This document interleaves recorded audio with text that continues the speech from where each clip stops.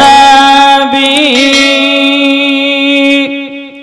যাবে তারা মদিনায়, যাদের দিলে আছে নবী যাবে তারা মদিনায়, মদিনাতে সালাম জানায় বলো বরবার আল্লাহুম্মা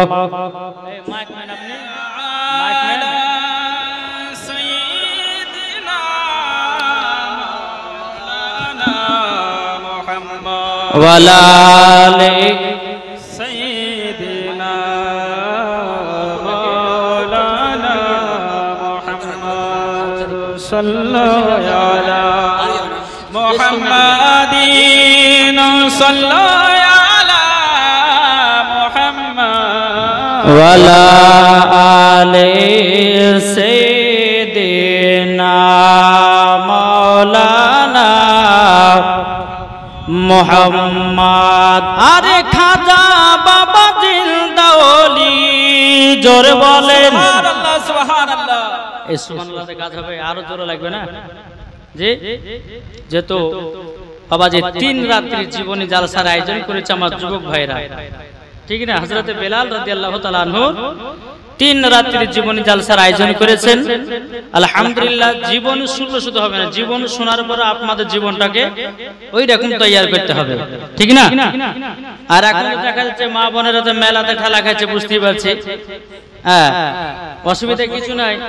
আমি মাওলানা ওবায়দুল ইসলাম জামালি আপনাদের কাছে এসেছি বাবাজি কিছু হোমিওপ্যাথি ওষুধ দেওয়ার লেগে। এটা ভাবিয়েন না যে মাওলানা ওবায়দুল ইসলাম জামালি হোমিওপ্যাথি ওষুধ বিক্রি করে, এটা ভাবিয়েন না। হোমিওপ্যাথি ওষুধ দেওয়ার লেগে এসেছে আপনাদের এলাকাতে। 3 দিন ধরে যদি হোমিওপ্যাথি ওষুধ দেওয়া, যদি 2টা নামাজে বাড়ে, 5টা নামাজে হয়, তো জালসা কামিয়াব হয়ে গেল ইনশাআল্লাহ। যুবক ভাইরা যে জালসার আয়োজন করেছে, আল্লাহ পাক তাদেরকে জান্নাতীও বানিয়ে জোরে বলেন আল্লাহ সুবহানাল্লাহ। তাই আপনাদেরকে বলতে চাই, জীবনে যখন আমি বলবো একটু মন দিয়ে শুনবেন, কেননা জীবনে যখন প্রথম থেকে শুরু হবে মন দিয়ে শুনতে হবে। আর যদি প্রথম থেকে যদি জীবনে না শুনেন, আপনি ভাবছেন যে আমি কালকে যাব, পরশু দিনকে যাব, যে শুনবো জীবনী, তাহলে কিন্তু বাবাজি জীবনের আগাও বুঝবেন না, গোড়াও বুঝবেন না, কি ঠিক না?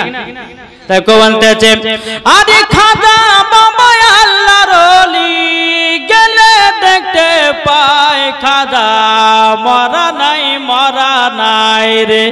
সুবহানাল্লাহ সুবহানাল্লাহ। খাজা মরা নাই রে, দয়াল রসুল বলে খাজা ভারতেতে যাও, দয়াল রসুল বলে খাজা ভারতেতে যাও, অন্ধকারে পড়ে আছে ভারতেরই গাঁও, দয়াল বাবা আসলেন তিনি ভারতেরই বুকে, এখন তিনি জেগে আছে অতি পরম সুখে।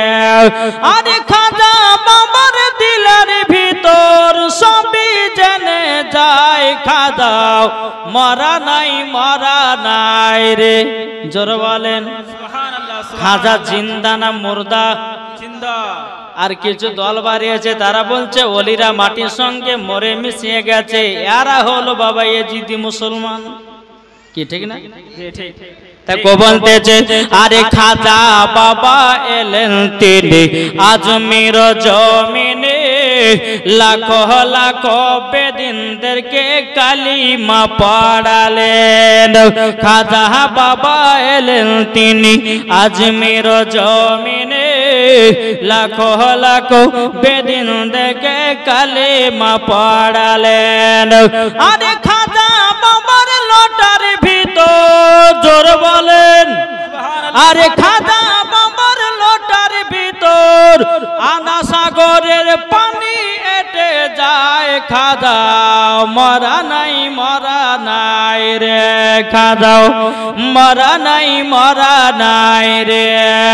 আরে খাজা বাবা জিন্দা ওলি গেলে দেখতে পাই খাজা মরা নাই রে জোরে বলেন সুবহানাল্লাহ বাবা যে মুসলমান ভাইরা হযরতে বেলালের জীবন শুনবেন তবে জীবন শোনার আগে কিছু আপনাদেরকে কথা বলে যাই আমার আল্লাহ পাক আল্লাহ তাআলা বলতেছে ও বান্দা বান্দিরা তোমরা শুনে রেখে দাও তোমরা যদি জান্নাতি হতে চাও আগে ওলিদেরকে চিনো কাদেরকে ওলিদেরকে চেনো কেননা বাবাজি 5 তলায় উঠতে গেলে বাবা কিসের প্রয়োজন হয় সিঁড়ির বা কোন লিফটের আল্লাহ বলতেছি যারা আমাকে পেতে চায় ওলির মাধ্যম দিয়ে আমাকে পাবে সুবহানাল্লাহ সুবহানাল্লাহ ঠিক না তাহলে ওলিকে চিনতে হবে না যেই খাজা গরিবে নামাজ ভারতবর্ষতে যদি না আসতেন বাবাজি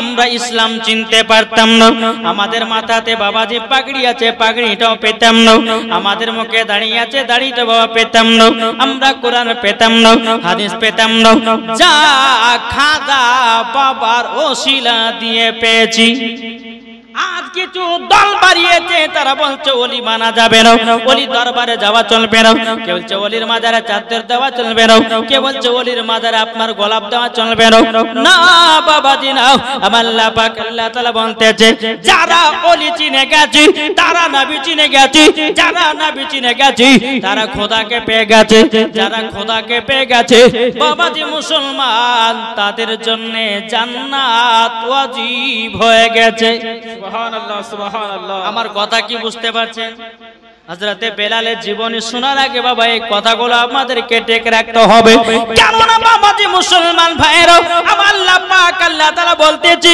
কোন ব্যক্তি এমন কেউ নাই যে নামাজ পড়ে জান্নাতি হয়েছে আমার আল্লাহ বলতেছে ও আমার বান্দা বান্দিরা তোমরা শুনে রেখে দাও আগে যদি তোমরা নবীকে চিনো নামাজ পড়ো নামাজে কাজে লাগবে তোমরা যদি নবীকে চিনে যদি রোজা করো রোজা তোমার কবুল হয়ে যাবে নবীকে যদি না চিনেন ওলিকে যদি না চিনেন নামাজ পড়ে কোনো কাজে দিবে না শুধু মসজিদে এসে সিজদায় ঠোকা হবে বেশক ঠিক না জি আগে নবীকে চিনো নামাজের আগে নবীকে চিনতে হবে না জি চিনতে হবে আমার আল্লাহ পাক আল্লাহ তাআলা বলছো গো আমার বান্দা বান্দিরা তোমাদের ভিতরে ঈমান আকীদা যদি ঠিক থাকে নামাজ পড়ো নামাজ পড়লে পরে জান্নাতি হওয়া যাবে আমার আল্লাহ বলতেছে নামাজের আগে নবীকে চিনো কোরআনের আগে নবীকে চিনো হজের আগে নবীকে চিনো যাকাতের আগে নবীকে চিনো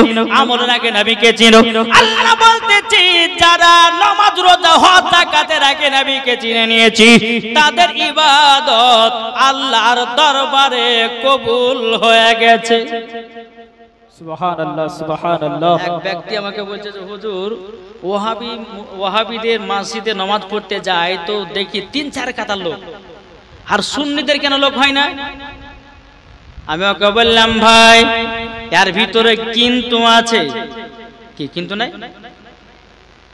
সুন্নিদের মসজিদে বাবাজি মুসল্লি কম কিন্তু ওয়াহাবিদের মসজিদে মুসল্লি বেশি হয় এটার কারণ দেখবেন বেটা ছেলে মেয়ে ছেলে একসঙ্গে জামাত করে নামাজ পড়ে কি পড়ে অনেক জায়গা ওই আমি লালবাগে থাকি দেখবেন ওখানে শিয়া রশিদে আছে লালবাগে শিয়া দেওবন্দি ওয়াহাবি লামাযাবি প্রত্যেকটা জায়গাতে আছে কিন্তু বেরাদর ইসলাম একদিন আমি লালবাগে একটা মসজিদে নামাজ পড়তে ঢুকলাম তা একটা যুবক ছেলে বলছে চল নামাজ পড়ে আসি চল দেখি বুঝ জানেন মজা চল নামাজটা পড়ে আসি কিছু কিছু সুন্দর মেয়েরা নামাজ পড়তে ওদের মুখখান দেখতে পাবো লা হাওলা ওরা নামাজ পড়তে আসে না মেয়েদের মুখ দেখার জন্য মসজিদে লোড হয় আর সুন্নিরা যেটা 10টা 5টা হলে পরে বাবাজি খোদার ভয়ে নামাজ পড়ে সুবহানাল্লাহ সুবহানাল্লাহ কি গো ঠিক না কিন্তু বাবাজি বসা কিন্তু উল্টে লাগছে একটু বসা না হলে ভালো এদিকে মানুষ নাই এদিকেও আমার মা বোনেরা মনে হচ্ছে মিলাদ কি গো জীবনী যে আমি করব যে আপনাদেরকে শোনাবো আপনারা মন দিয়ে শুনছেন তো জি কো বলতেছে মন যদি দিতে হয় নবীকে দিও জোর হবে না? সুবহানাল্লাহ সুবহানাল্লাহ। মন যদি দিতে হয় নবীকে দিও, ভালো যদি বাঁচতে হয় নবীকে বাসো। তাহার দুঃখ কষ্ট যন্ত্রণা তিনি সইতে পারে না, ওই নবীর নামে মিলাদি করিও। মন যদি দিতে হয় নবীকে দিও। কাকে মন দিব আমরা? কাকে মন দিব? জোরে বলেন। নবীকে মন দিব। নবী আমার জেগে আছেন সোনার মদিনায়, নবী আমার জেগে আছেন সোনার মদিনায়। উম্মতি দরদি নবীর নামে, উম্মতি দরদি নবীর নামে আরে দুরুদ পড়িও। মন যদি দিতে হয় নবীকে দিও, ভালো যদি বাঁচতে হয় নবীকে বাঁচাও। নবী আমার দাঁড়িয়ে থাকবেন জাহান্নামের গেটে, জালসা শোনা মিলাদ শোনা উম্মতদেরকে জান্নাত নিয়ে যাবে। ধরে বলেন। এই যে বাবা আমার জীবনী, আপনার বেলালের জীবনী শোনার জন্য বসে আছেন। আমার নবী মুস্তাফা বলেছে যারা জালসা মাহফিলে বসে তাদেরকে জান্নাতে নিয়ে যাও। সুবহানাল্লাহ সুবহানাল্লাহ। নবী আমার বলতেছে নবী আমার দাঁড়িয়ে থাকবেন জাহান্নামে গেটে, জালসা শোনা মুমিনদেরকে জান্নাত নিয়ে যাবে। নবী আমার দাঁড়িয়ে থাকবেন জাহান্নামে গেটে, কিয়াম করা মুমিনদেরকে জান্নাত নিয়ে যাবে। ওই নবীর নামে তোমরা শুধু, ওই নবীর নামে তোমরা শুধু কিয়াম করিও। মন যদি দিতে হয় নবীকে দিও। জরকান সুবহানাল্লাহ। ও মা খালা, জীবনী এখনো শুরু করেনি মা, আগে আমার এই জালসার মাহফিলের কিছু লোকের দরকার। জি জি জি। ঠিক না? খালি মাঠে তার গোল মারা যায় না। না না। জি, আমি মায়েদেরকে বলবো, ও মা জননী মেলাতে ঠেলা খেও না মা, ও মা জননী সিরিয়াল দেখে বেড়ায়ও না, ও মা জননী তোমার চেহারা পর পুরুষকে দেখায়ও না। কেন না আল্লাহ পাক আল্লাহ তাআলা বলতেছে হুন্না লিবাসুল লাকুম আনতুম লিবাসুল লাহুন্না। স্ত্রী হলো স্বামীর পোশাক, স্বামী হলো স্ত্রীর পোশাক। এখনকার আমার মায়া বোনেরা বাবা, স্বামীর সম্মুখে সাজতে তাদেরকে ভালো লাগে না, পর পুরুষের সামনে বাবা সে যে মেলাতে ঘুরে বেড়ায়। কি গো ঠিক না? জি জি। ওদেরকে জালসা শুনতে ভালো লাগে না, ওদেরকে মিলা শুনতে ভালো লাগে না। আর যারা খাতুনে জান্নাতের মতো নারী হবে তারা কখনো মেলা ঠেলা খাবে না, তারা কখনো বদমাশি করবে না। বাবাজি জান্নাতি বাগানে এসে বসে বাবাজি জীবনী তারা শুনবে। কিন্তু বেরাদার ইসলাম মাদ্রাসা মানিকরাম, আমি বলতে চাই রে বাবা, আমরা নবীকে চিনে নিব, আমরা নবীকে মোহাব্বত করব। নবীকে যদি মোহাব্বত করি অন্ধকার কবরে যাই, আমার আল্লাহ পাক আল্লাহ তাআলা বলতেছে মরার পরে জান্নাতি জান্নাতি। সুবহানাল্লাহ সুবহানাল্লাহ। আমার কথাকে বুঝতে পারছেন? জি জি। আমি কিন্তু জীবনে এখনো শুরু করিনি, করব। জি, তবে আমাদের সর্বপ্রথমে ঈমান আকীদা। আচ্ছা বলুন, আপনাদেরকে একটা প্রশ্ন করি, 5 ওয়াক্ত নামাজ পড়ছেন, নামাজ পড়তে পড়তে আপনি মনে হয় যায় আমি নবীর প্রতি কিয়াম করব না, তাহলে ওই নামাজ আল্লাহ দরবারে কবুল হবে? জি। এখন কিছু ব্যক্তিরা বলছে যে নবীর নামে কিয়াম করা হচ্ছে বেদাত, কিন্তু আর ব্যাটার বিহাতে আর ব্যাটার মুসলমানিতে ডিজে বক্স লিয়া বাজাচ্ছে, এটা জায়েজ। আমরা কি নবীর প্রতি কিয়াম করি, এটা কি আমরা গান গাহাই না লাচি গো? জি, ওরা ওটাই ভাবে। আজকে মাগরিবের নামাজ আমি মসজিদে পড়লাম, আমার মসজিদে লালবাগে, তো নামাজ পড়ার সময় একটা ওয়াহাবি ঢুকেছে, বুঝতে পারলেন? আমি লাইনে কাতারগুলো ঠিক করাচ্ছি, তো ওয়াহাবিটা বাবাজি পা ফাঁক করে দিয়েছে, এরকম পা ফাঁক করে দিয়ে আর একটা মুসাল্লির পায়ে পা চাপাবে। আমি কিন্তু দেখলাম, কিছু বললাম না। তো যে সুন্নি মুসাল্লি যার পা মানে পায়ের উপর পা তুলবে, ও কিন্তু বেরাদুল ইসলাম পাটাকে গটিয়ে দিয়েছে আর ওই পা দুখানে ফাঁক করে রেখে দিয়েছে, বুঝতে পারলেন? নমাজ টমাজ শেষ হলো, আমি সূরা ফাতিহা পড়ছি, তো জোরে আমিন, জোরে আমিন পড়ে না ওয়াহাবিরা? মসজিদে দেখবেন এমন ভাবে চিল্লাচ্ছে মানে যে কি হয়ে গেল। আরে বোকা, আমিন বলতে মানা নাই, ফারিস্তাদের বলির মতো আমিন বলো, ওটাই আল্লাহর দরবারে কবুল হবে। নামাজ শেষ হলো, হওয়ার পরে বলে যে চাচা এদিকে আসেন। বলে কি হলো? দুইটা কথা বলবো, রাগ করিয়েন না। বলে কি কথা? আপনি যে নমাজে দাঁড়িয়েছেন, আপনি যে মানুষের পায়ে পা তুলছেন, এটা তো বেয়াদবি। কি বেয়াদবি না? আপনার পাশে যদি আপনার আব্বা দাঁড়ায়, তো আব্বার পা তুলতে হবে? তা লাথি মারা হলো না? এবার কোন হাদিসে পেয়েছো? আমাকে বলে শুনেন, আমার মসজিদে নামাজ পড়তে আসলে পরে নামাজ পড়তে মানা করবো না, নামাজ পড়তে যদি আসেন তো কোনো ব্যক্তি বা কোনো মুসাল্লির পায়ে পা তোলা চলবে না, এক নম্বর। দ্বিতীয় নম্বর, জোরে আমিন বলা চলবে না, কেননা আপনি জোরে আমিন বলবেন আর পাঁচটা মুসাল্লি আপনার দিকে ধ্যান যাবে, নামাজ হবে? নামাজ হবে? জি। তো ওকে ওই কথা বলতে গিয়ে বাবা যে একবার রাগা ভেটে গেল, কত তোর হাদিস আছে, যখন এই কথা বলেছে বাজে সুসুর করে মসজিদে বাড়িয়ে বাবা বাড়ি পালালে। তা বাবাদি মুসলমান সুন্নিরা কখনো বাবাদি দালালি কথা বলে না, সব সময় দলিলি কথা বলে আর সব সময় চ্যালেঞ্জ গ্রহণ করে।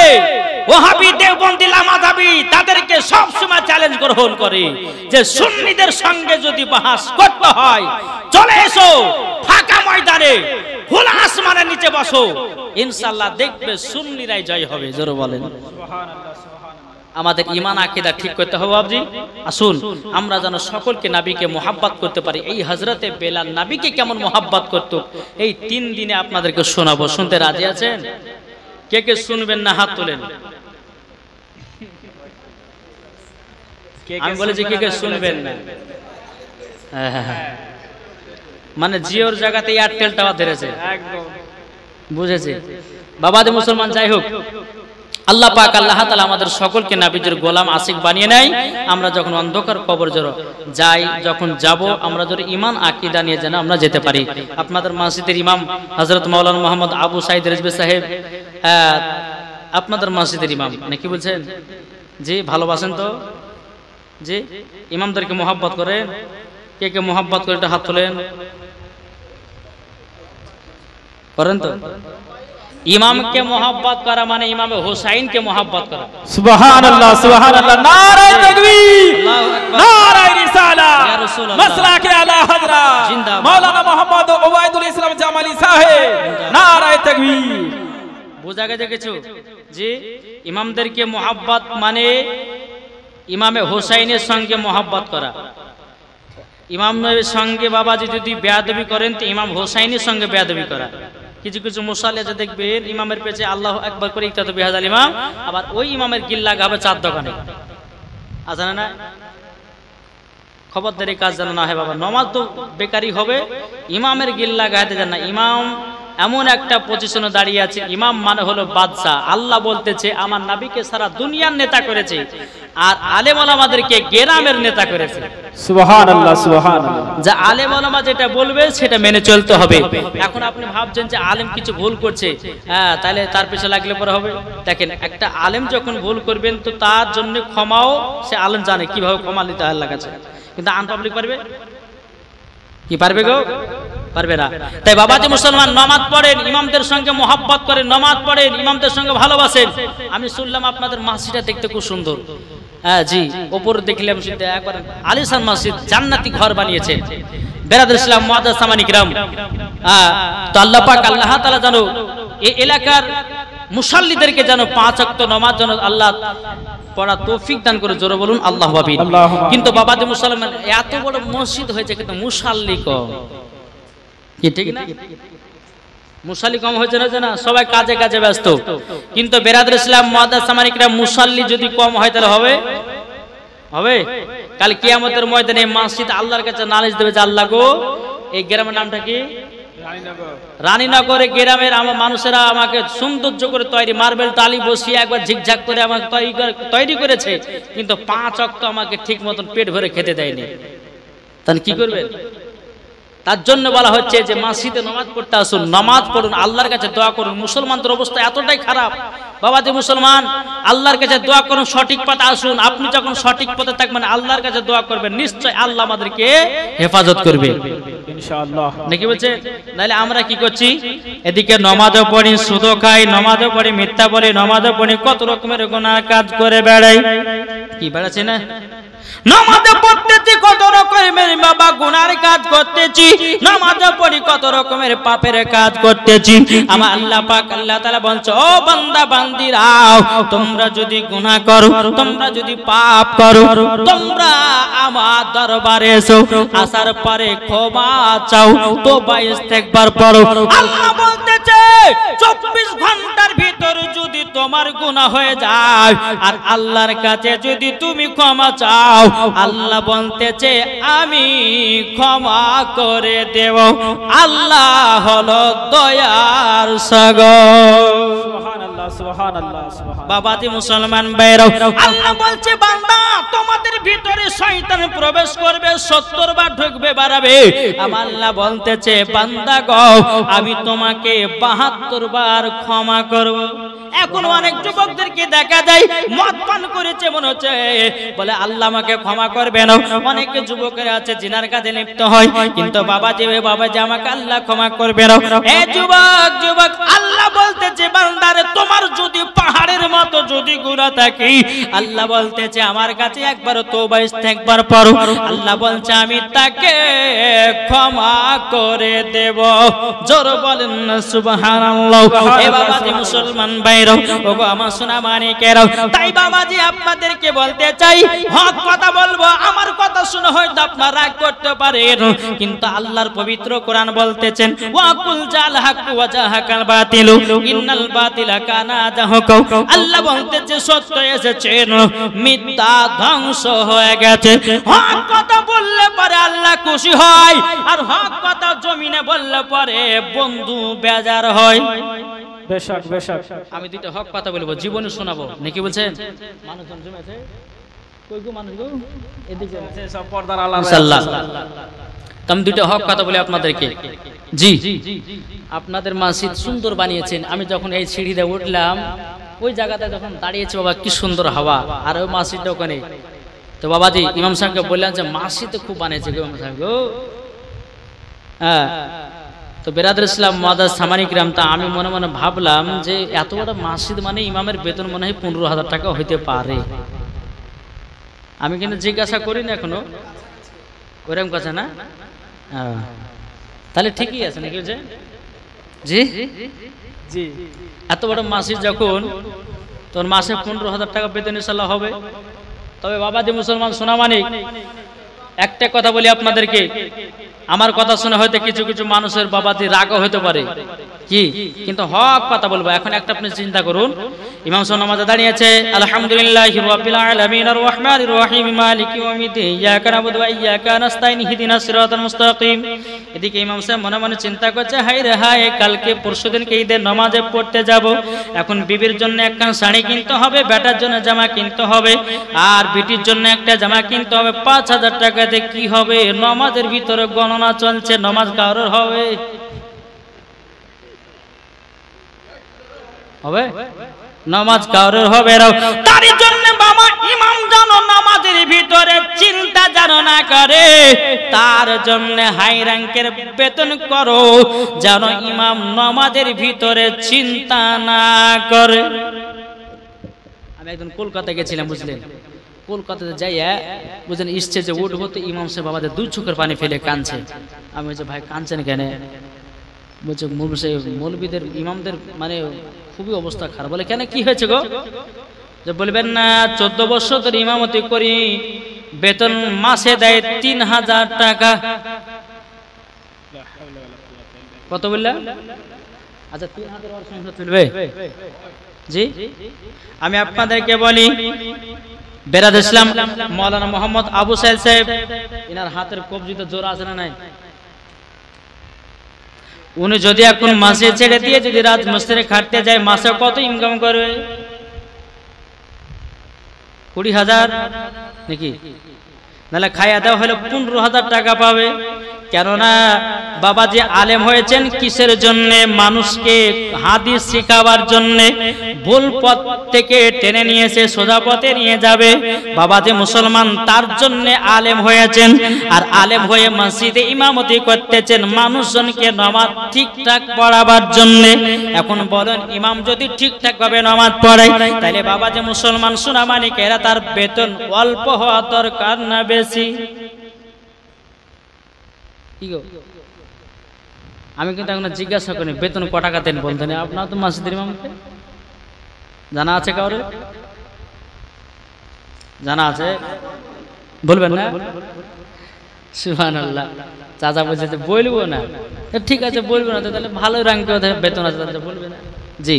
তবে বাবা যে মুসলমান কথা বলে যাব রে বাবা যে মুসলমান ভাইরা, আল্লাহ পাক আল্লাহ তাআলা বলছো আমার বান্দা বান্দিরা, ওগো বান্দা বান্দিরা তোমরা যদি ইমামদেরকে যদি ভালোবেসে যাও, আল্লাহ বলে তোমাদের বাড়িতে আল্লাহ বরকত দান করে।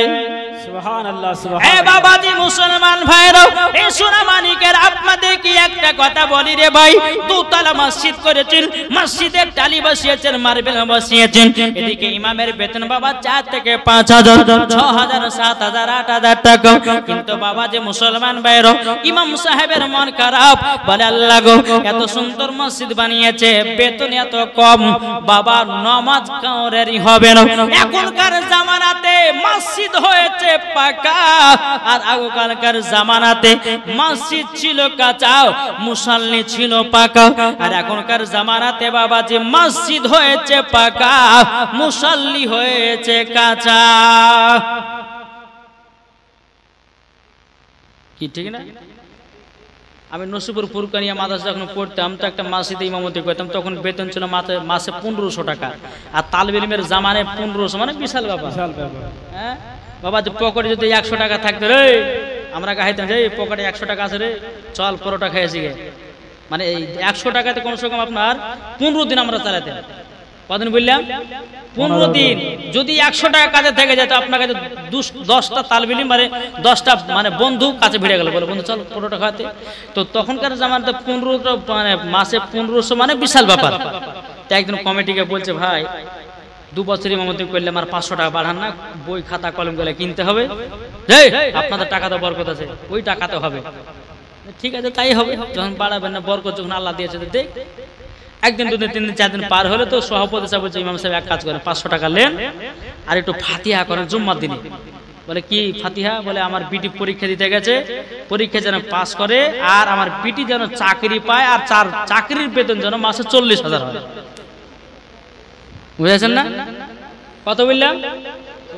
মাসে 40,000 টাকা। আমি মনে মনে ভাবছি আজ মাসিতে থাকবে না, বিদায় হবো।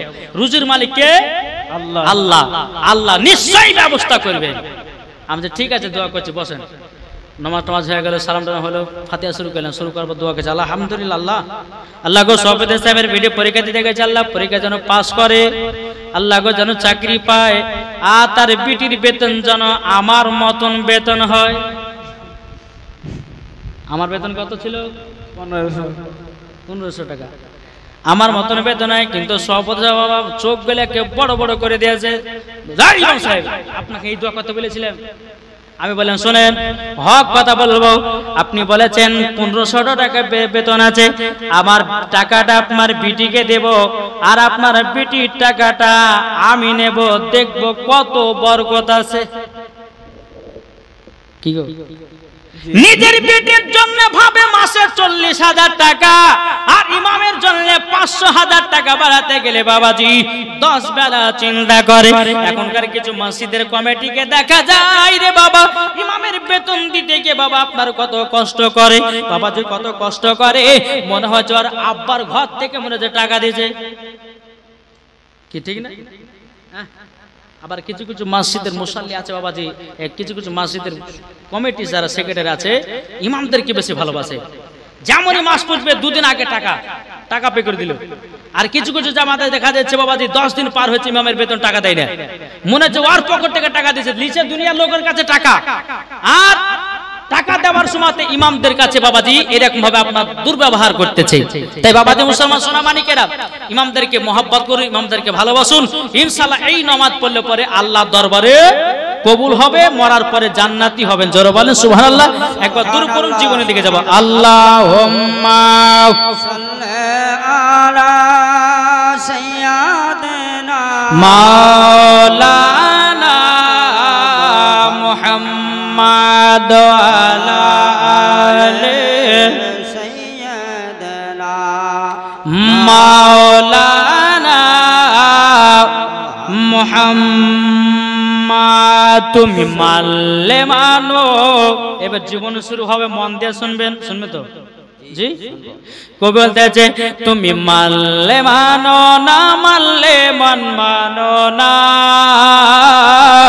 আশিকেরি আসল জান্নাত সোনার মদিনা। সুবহানাল্লাহ বলেন। আশিকেরি আসল জান্নাত সোনার মদিনা। তুমি মানলে মানো, না মানলে মন মানো না। আশিকেরি আসল জান্নাত সোনার মদিনা।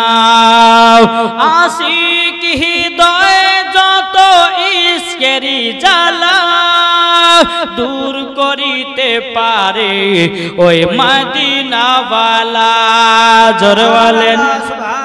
আশিক হৃদয়ে যত ইশকেরি জ্বালা দূর করিতে পারে ওই মদিনাওয়ালা। তাই মদিনা মদিনা করে, তাই মদিনা মদিনা করে হয়ে যাও ফানা। আশিকেরি আসল জান্নাত কোথায়? সোনার মদিনা। আশিকেরি আসল জান্নাত সোনার মদিনা। যারা নবীর প্রেমিক আশিক হবে যাবে তারা চলে ওই মদিনাতে। তাই নবীর দুরূদ পড়লে পরে, তাই নবীর দুরূদ পড়লে পরে যাব মদিনায়। আশিকেরি আসল জান্নাত কোথায়? সোনার মদিনা। সুবহানাল্লাহ। বাবাজি মুসলমান ভাইরা, এ সোনা মানিকেরা, আমি পবিত্র কোরআন থেকে তেলাওয়াত করেছি। আল্লাহ পাক আল্লাহ তাআলা বলতেছে ওয়ামা আরসালনাকা ইল্লা রাহমাতাল লিল আলামিন। আল্লাহ বলতেছে, বলে নবী গো, আপনাকে দুনিয়াতে কোনো সাধারণ মানুষ করে পাঠাই নাই, যদি পাঠিয়েছি রাহমাতাল লিল আলামিন করে পাঠিয়েছি। আমার আল্লাহ বলতেছে, এ বান্দা বান্দিরা, শুধু আমার নবীকে এই গ্রামের জন্য শুধু রহমত করে পাঠাই নাও। আমার আল্লাহ পাক আল্লাহ তাআলা বলতেছে, এই আমার বান্দা বান্দিরা তোমরা শুনে রেখে দাও, আমার নবীকে মাছের জন্য রহমত করে পাঠিয়েছি, আমার নবীকে গাছের জন্য রহমত করে পাঠিয়েছি, আমার নবীকে নবীদের জন্য রহমত করে পাঠিয়েছি, আমার নবীকে সারা দুনিয়ার জন্য রহমত করে পাঠিয়েছি, আমার নবীকে ফারিস্তার জন্য রহমত করে পাঠিয়েছি। আল্লাহ বলছে যে নবীকে তৈরি না করলে, আমার আল্লাহ বলে যেই নবীকে যদি তৈরি না করো তাও আমি আসমান জমিন পাহাড় পর্বত নদী নালা কোন জিনিস তৈরি করতাম না। জোরে বলেন। তো আমার নবীকে তৈরি করেছেন আল্লাহ পাক, আল্লাহ তাআলা নবীর ওসিলা দিয়ে সারা জাহান তাকে বানিয়েছেন। জোরে বলেন। তাহলে বলুন, ওই নবীকে মুহাব্বত করতে হবে না হবে না? করতে হবে। হযরতে বেলালের মতো নবীকে মুহাব্বত করো। নবীর সঙ্গে যদি মুহাব্বত করতে হয় হযরত উমর ফারুকের মতো করো, নবীর সাথে যদি মুহাব্বত করতে হয় হযরত উসমান গনির মতো করো, নবীর সঙ্গে যদি মুহাব্বত করতে হয় বাবাজি হযরতে আপনার কি নাম ইমাম হাসান ইমাম হুসাইনের মতো মুহাব্বত করো, নবীর সঙ্গে যদি মুহাব্বত করতে হয় গাউসে পাকের মতো মুহাব্বত করো, নবীর সঙ্গে যদি মুহাব্বত রাখতে হয় খাজা মঈনুদ্দিন চিশতি চন্দ্র রহমাতুল্লাহ আলাইহির মতো মুহাব্বত করো, নবীকে যদি মুহাব্বত করতে হয় বাবাজি হযরতে বেলালের মতো মুহাব্বত করো, মরার পরে জান্নাতি হয়ে যাবে। সুবহানাল্লাহ সুবহানাল্লাহ। হযরতে বেলালের আব্বার নাম কি জানা আছে? মন দিয়ে শুনেন। হযরতে বেলাল আব্বার নাম হচ্ছে হযরতে রেবা। কি বললাম? হযরত রেবা। তিনার মায়ের নাম ছিল হুরুপে হামহামা, মানে আবরাহা বাদশাহ যে কাবা ঘরকে নির্মাণ ভাঙার জন্য এসেছিল, কাবা ঘরকে শহীদ করার জন্য আসছিল বাবাজি মুসলমান, সেই বাদশার বিটি, তার নাম হচ্ছে হুরুপে হামহামা। আর বেলালের আব্বার সাথে হুরুপে হামহামার বিবাহ। বুঝতে পেরেছেন কিছু? বিবাহটা কেমন করে? চলুন। নবী দুনিয়াতে আসতে 55 দিন বাকি। কতদিন বললাম? 55 দিন। এদিকে আবরাহা বাদশাহ কাবার পাশে একটা গির্জা ঘর বানালো। কেন? এই আবরাহা বাদশাহ মনে মনে ভাবলো যে কাবার কাছে অনেক হাজিরা আসছে, কত টাকা পয়সা দিচ্ছে, তাদের কত লাভবান হচ্ছে, তো আমি একটা ঘর বানাই, যারা হাজিরা হজ করতে আসবে আমার ঘরটাকে থেকে ওখানে টাকা পয়সা ফেলবে। পাশে ঘর বানিয়েছে, গির্জা ঘর বানানোর পরে বাবাজি কয়েকদিন পরে বাবাজি তার গির্জা ঘরে কে যেন পেশাব পায়খানা করে দিয়েছে। বুঝতে পেরেছেন? কে যেন পেশাব পায়খানা করেছে। বাদশার কানে যখন পৌঁছালো যে বাদশার ঘরে কে যেন পেশাব পায়খানা করেছে, তো আবরাহা বাদশা ছুটে চলে এসেছে কাবার কাছে। এই মক্কাবাসীরা বলো, আমার ঘরে তোমরা কে পায়খানা পেশাব করেছে বলো, না হলে পরে তোমাদের এমন বিচার করব যে তোমাদের কাবা ঘরে যে সমস্ত হাজিরা আসতেছে ও হাজিরা পর্যন্ত আর আসবে না। জোরে কর নাউজুবিল্লাহ। রে বোকা, এই কাবা হচ্ছে প্রথম ঘর। কি গো? পৃথিবীর প্রথম ঘর হলো কি? কাবা। আবরাহা বাদশাহ বলছে, বলো কে আমার গির্জা ঘরে পেশাব পায়খানা করেছে? তো মক্কাবাসীরা বলছে, আমরা কেউ জানি না গো কে পেশাব পায়খানা করেছে, বলতে পারবো না। আবরাহা বাদশাহ বলছে, এখন এই কাবার মুতাল্লি হচ্ছে আব্দুল মুতাল্লিব, ওনার সঙ্গে একটু কথা বলি। উনি দেখছে নাই, কোথায় যেন গেছে। তা আবরাহা বাদশাহ মনে মনে ভাবলো যে যদি এই বিচার যদি সঠিক না পাই, কিন্তু আমি কাবা ঘরকে ভাঙবো। জোরে কর নাউজুবিল্লাহ। কাবা ঘর ভাঙার জন্য মনে মনে নিয়াত করলো। এদিকে যখন আব্দুল মুতাল্লিবকে যখন মক্কাতে পাওয়া গেল না, তো আব্দুল মুতাল্লিবের যত উট ছাগল ছিল বাবা, সব উট ছাগলগুলোকে ধরে নিয়ে আবরাহা বাদশাহ চলে গেল। বেরাদার মুআজ্জাজ সামানিকেরাম, কিছুক্ষণ পরে বাবা আব্দুল মুতাল্লিব রাদিয়াল্লাহু তাআলা আনহু তিনি বাবাজি মক্কাতে প্রবেশ করেছেন। করার পরে মক্কাবাসীরা বলছে, হুজুর গো, আপনার যত উট ছাগল ছিল সব আবরাহা বাদশাহ ধরে নিয়ে গেছে। বলে কিসের জন্য? তার গির্জা ঘরে কে যেন পেশাব পায়খানা করেছে। সঠিক বিচার যদি না করে দেন আপনার উট ছাগল দেবে না। হযরতে আব্দুল মুতাল্লিব রাদিয়াল্লাহু তাআলা আনহু তিনি বাবাজি কি করলেন বাবা, টুক টুক টুক টুক করে আপনার আগিয়ে গেলেন। আগিয়ে যাওয়ার পরে আবরাহা বাদশাহ এরকম সিংহাসনে বাবাজি বসে আছেন, কিন্তু বেরাদার আবরাহা বাদশাহ আব্দুল মুতাল্লিবকে দূর থেকে দেখার পর জানো বাবাজি আবরাহা বাদশাহ সিংহাসন থেকে উঠে দাঁড়িয়ে গেছে। উঠে দাঁড়িয়ে গেছে সম্মানীয় ব্যক্তি, কাবা ঘরের মুতাওয়াল্লি দাঁড়িয়ে গেছে আবরাহা বাদশাহ। তো আব্দুল মুতাল্লিব বলছে যে কি ব্যাপার গো, কি হয়েছে? তুমি নাকি আমার উট ছাগলগুলোকে ধরে নিয়ে এসেছো? বলে জি ধরে নিয়ে এসেছি। বলে কেন? বলে কাবার পাশে আমি একটা গির্জা ঘর বানিয়েছি, কে পেশাব পায়খানা করেছে আপনাকে সঠিক বিচার করতে হবে, কে পেশাব পায়খানা করেছে। তা আব্দুল মুতাল্লিব বলছে, তোমার ঘরে কে পেশাব পায়খানা করেছে আমি কি করে বলবো নাকি গো? আব্দুল মুতাল্লিব বলছে, আমি কি করে বলবো? এই বিচার টিচার আমি করতে পারবো না, আমার ছাগল উটগুলোকে নিয়ে এসছো, তাদের ব্যাকিন দাও। বলে ব্যাকিন দেওয়া হবে না, বিচার করে দিতে হবে। আব্দুল মুতাল্লিব বলতেছে, বলে বিচার তো আমি করব না, কে পেশাব পায়খানা করেছে আমি কি করে বলবো, কি করে ধরবো?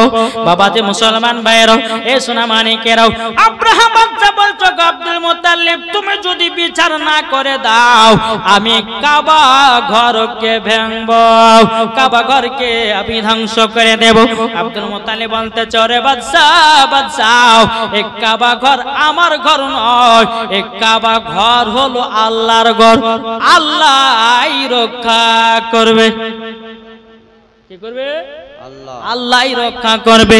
বাবাজি মুসলমান ভাইরাও, আব্দুল মুত্তালিব বাবা কি করলেন, সমস্ত উট ছাগলগুলোকে বাবা ধরে নিয়ে চলে আসলো।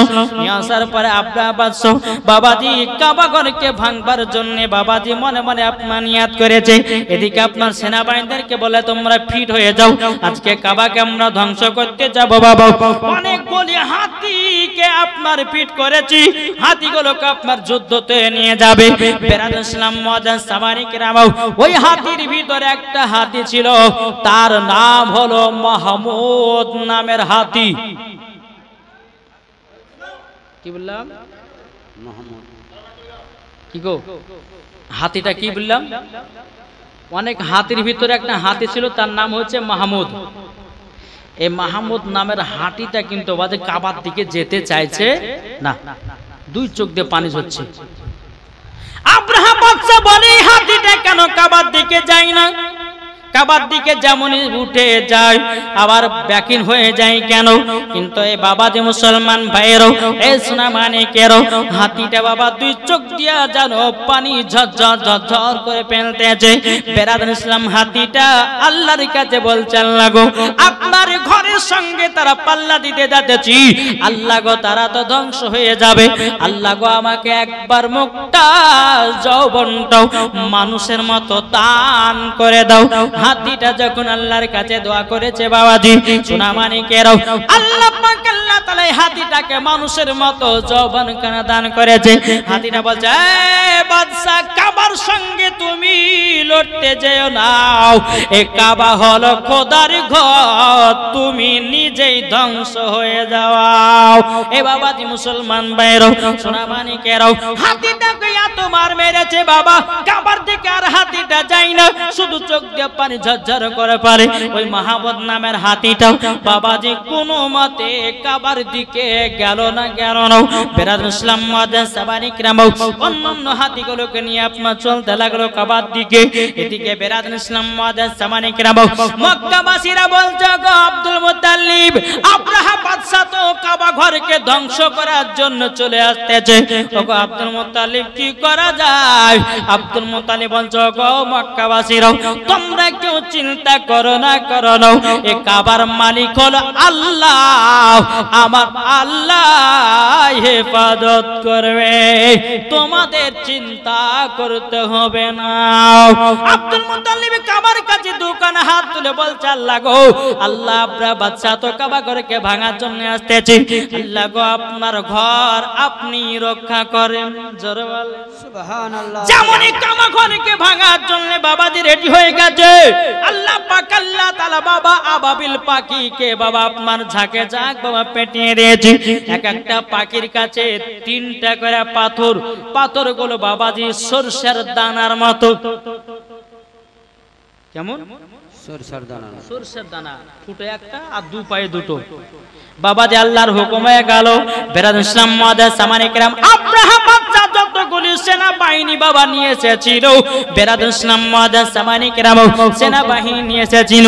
বাবাজি পাখি গলে একটা একটা করে পাথর ফেলতেছি, মাথা দিয়ে ঢুকে পেট দিয়ে বের, আবার হাঁটির পেট দিয়ে বেরিয়ে জমিন ফুটে করে দেয়। তাইলে চিন্তা করুন ওই পাথরের তেজ ছিল তো ছিলই কত।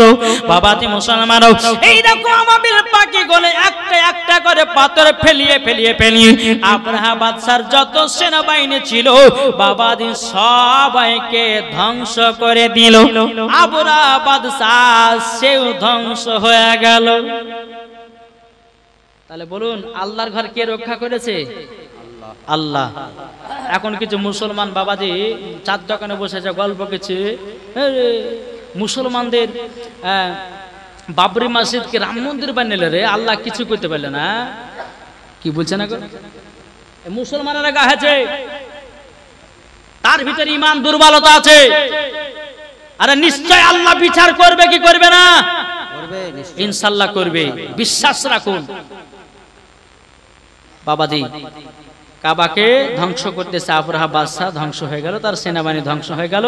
ওই আব্রাহা বাদশার বিটি কিন্তু হাঁ হাঁ করে কান্না করছে, তার নাম হচ্ছে হুরুফে হামামা, কান্না করতেছে। কিন্তু ওই যুদ্ধতে বাবাজি বেলাল কিন্তু এখন দুনিয়াতে জন্ম নেয়নি, বুঝেছেন? বিয়ে হচ্ছে বেলাল আব্বা মায়ের।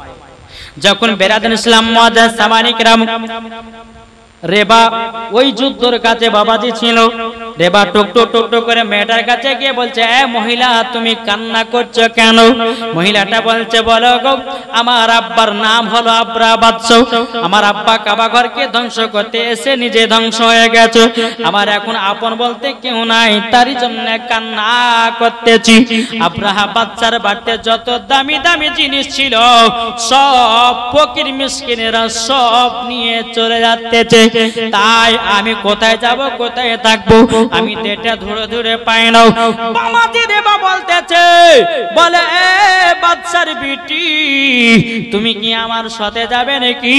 আমি হলাম গরিব, তোমার আব্বার মতো খাবার দিতে পারবো না, কিন্তু শোয়ার মতো একটা জায়গা দিতে পারবো। ঠিক আছে তাই হবে, চলো। বাবাজি রেবা কি করলো, বাবা ওই মহিলাকে বাবা বাড়িতে নিয়ে আসলো, নিয়ে আসার পরে বেরাদার ইসলাম মুআজ্জাজ সামানী কিরাম রেবা কাজ করতো বাবাজি, মালিকের নাম ছিল বাবা উজাইয়ারা, মালিকের নাম উজাইয়ারা। এই মালিকের কাছে যখন আপনারা কাজ করতে করতে বেরাদার ইসলাম রেবা মনে করছে যে বড় লোকের বেটি কদিন আমার বাড়িতে রাখবো, তো এক কাজ করে আমার মালিকের কাছে নিয়ে যে রাখি গে, তার সুন্দর সুন্দর খাবার খাবে, সুন্দর সুন্দর কাপড় পরতে হবে, মালিক তো বিশাল বড় লোক, তো ওখানে নিয়ে গেল। ওখানে বলে, বন্ধু একটা কাজ করেন, এই মহিলাটা আবরাহা বাদশাহ কাবা ঘরকে ধ্বংস করতে এসে তার বিটি থেকে গেছে, তার বিটির কেউ নাই, তার আব্বা নাই, মা নাই, দুনিয়াতে কেউ নাই, তো এখানকে যে থাকার জন্য তাকে নিয়ে এসেছি। তো কিন্তু বাবাজি ওই মালিকটা খুব রেগে গেল, ইয়ার আব্বা কাবা ঘরকে ধ্বংস করার জন্য এসেছিল আর তার বিটি আমার ঘরে থাকবে মানে। কিন্তু বেরাদার ইসলাম উজাইদারা যে মালিকটা ছিল বেরাদার ইসলাম, সে কিন্তু বাজে কাবার দিকে খুব নজর ছিল, ভালোবাসতো, ইসলামের ভিতরে টান ছিল, কিন্তু তার গর্ভে থেকে একটা সন্তান হয়েছিল, তার নাম হচ্ছে বাবাজি উমাইয়া। উমাইয়া ছিল কাফের। কি বললাম? এই গোড়াটা বাবা বলতে গিয়ে একটু খুবই কষ্ট হয়, একটু মন দিয়ে শুনতে হবে। জি, তো লিয়ে যাওয়ার পরে একদিন দুদিন করতে করতে বেরাদার ইসলাম তো উজাইদারা বলছে যে, এই রেবা এক কাজ করো না, তুমি আবরাহা বাদশার বিটিকে তুমি বিয়ে করে নাও। বলছে, হুজুর আমাকে বিয়ে করে, আমি তো গরিব, আমাকে বিয়ে করবে না মেয়েটা। বলছে, দেখো বিয়ে করবে, তার বিয়ের লায়ক হয়ে গেছে, তুমি বিয়ে করে নাও আর তোমার বাড়িতে তুমি রাখো। বেরাদার ইসলাম আবরাহা বাদশার বিটিকে বলতেছে, তুমি বিবাহকে রাজি আছো, রেবাকে বিয়ে করতে চাও? ঠিক আছে বিয়ে করব। বিয়ে করার পরে বেরাদার ইসলাম বিয়ে শাদী যখন হয়ে গেল, কিছুদিন পরে বাবাজি তার গর্ভে সন্তান আসলো, দুনিয়াতে জন্ম নিল বাবা হযরতে বেলাল। জোরে বলো সুবহানাল্লাহ। হযরতে বেলাল দুনিয়াতে জন্মগ্রহণ করলেন। জন্মগ্রহণ করে ছোট বাবাজি, এখন যদি বলতে যায় তো কমসে কম বেলালের জীবনে বলতে গেলে খুঁটি করে যদি বলতে কমসে কম 5 রাতের দরকার আছে। ক রাত্রি বললাম? 5 রাতের দরকার আছে। তো বেরাদার ইসলাম মুআজ্জাজ সামানী কিরাম হযরতে বেলাল রাদিয়াল্লাহু তাআলা আনহু, বেরাদার ইসলাম তিনার বয়স যখন আপনার 24 বছর হলো, কত বললাম? 24। তার আব্বাও মারা যায়, মাও মারা যায়, বেলাল একা দুনিয়ায়। বেলাল দুনিয়াতে একাই, কোথা যায়। তখন বাবাজি রেবার যে মালিকটা ছিল সে মালিকটাও মারা গেছে, এখন বাবাজি মালিক হয়েছে বাবা উমাইয়া। এই উমাইয়ার কাছে হযরতে বেলাল কাজ করতে রে বাবা, বেলাল কাজ করতো একদিন দুদিন 3 দিন করতে করতে বাবা উমাইয়া একদিন বলতেছে, বলে বেলাল তোমাকে একদিন মুলকের সামনে ব্যবসা করতে যেতে হবে। হযরতে বেলাল বলতেছে, বলে ঠিক আছে তাই হবে। বেরাদার ইসলাম একদিন কথা বলা হলো, বলার পরে উমাইয়া বলছো, বেলাল কাল সকাল বেলাতে তোমাকে যেতে হবে মুলকের সামনে ব্যবসা করার জন্য। বলে ঠিক আছে তাই হবে। হযরতে বেলাল সকাল বেলাতে সমস্ত জিনিসপত্র গুলোকে আপনার গটিয়ে নিয়েছে বাবা। গটিয়ে নেওয়ার পরে টুক টুক টুক টুক করে আপনার চলতে লেগেছে বাবা।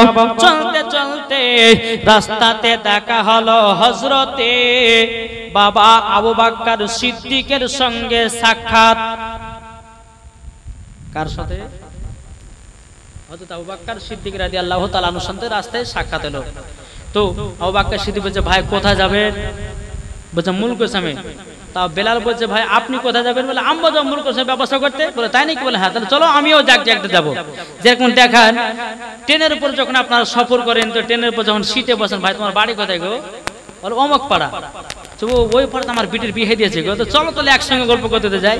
তো বেলালও বলছে তাহলে চলেন আমরা একসঙ্গে গল্প করতে তো মুলকের সময় যাই। হযরত বেলাল আর আবু বকর সিদ্দিক রাদিয়াল্লাহু তাআলা আনহু তিনারা দুইজনাতে মুলকের সামনে ব্যবসার জন্য রওনা দিলেন। একবার দূর পড়ুন আল্লাহুম্মা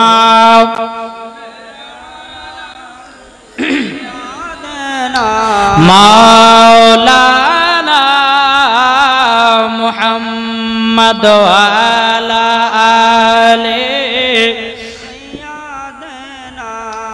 মাওলানা মুহাম্মদ ভালোবাসার জায়গা মদিনা। একবার জোরে বলুন সুবহানাল্লাহ। ভালোবাসার জায়গা মদিনা, ভালো লাগার জায়গা মদিনা।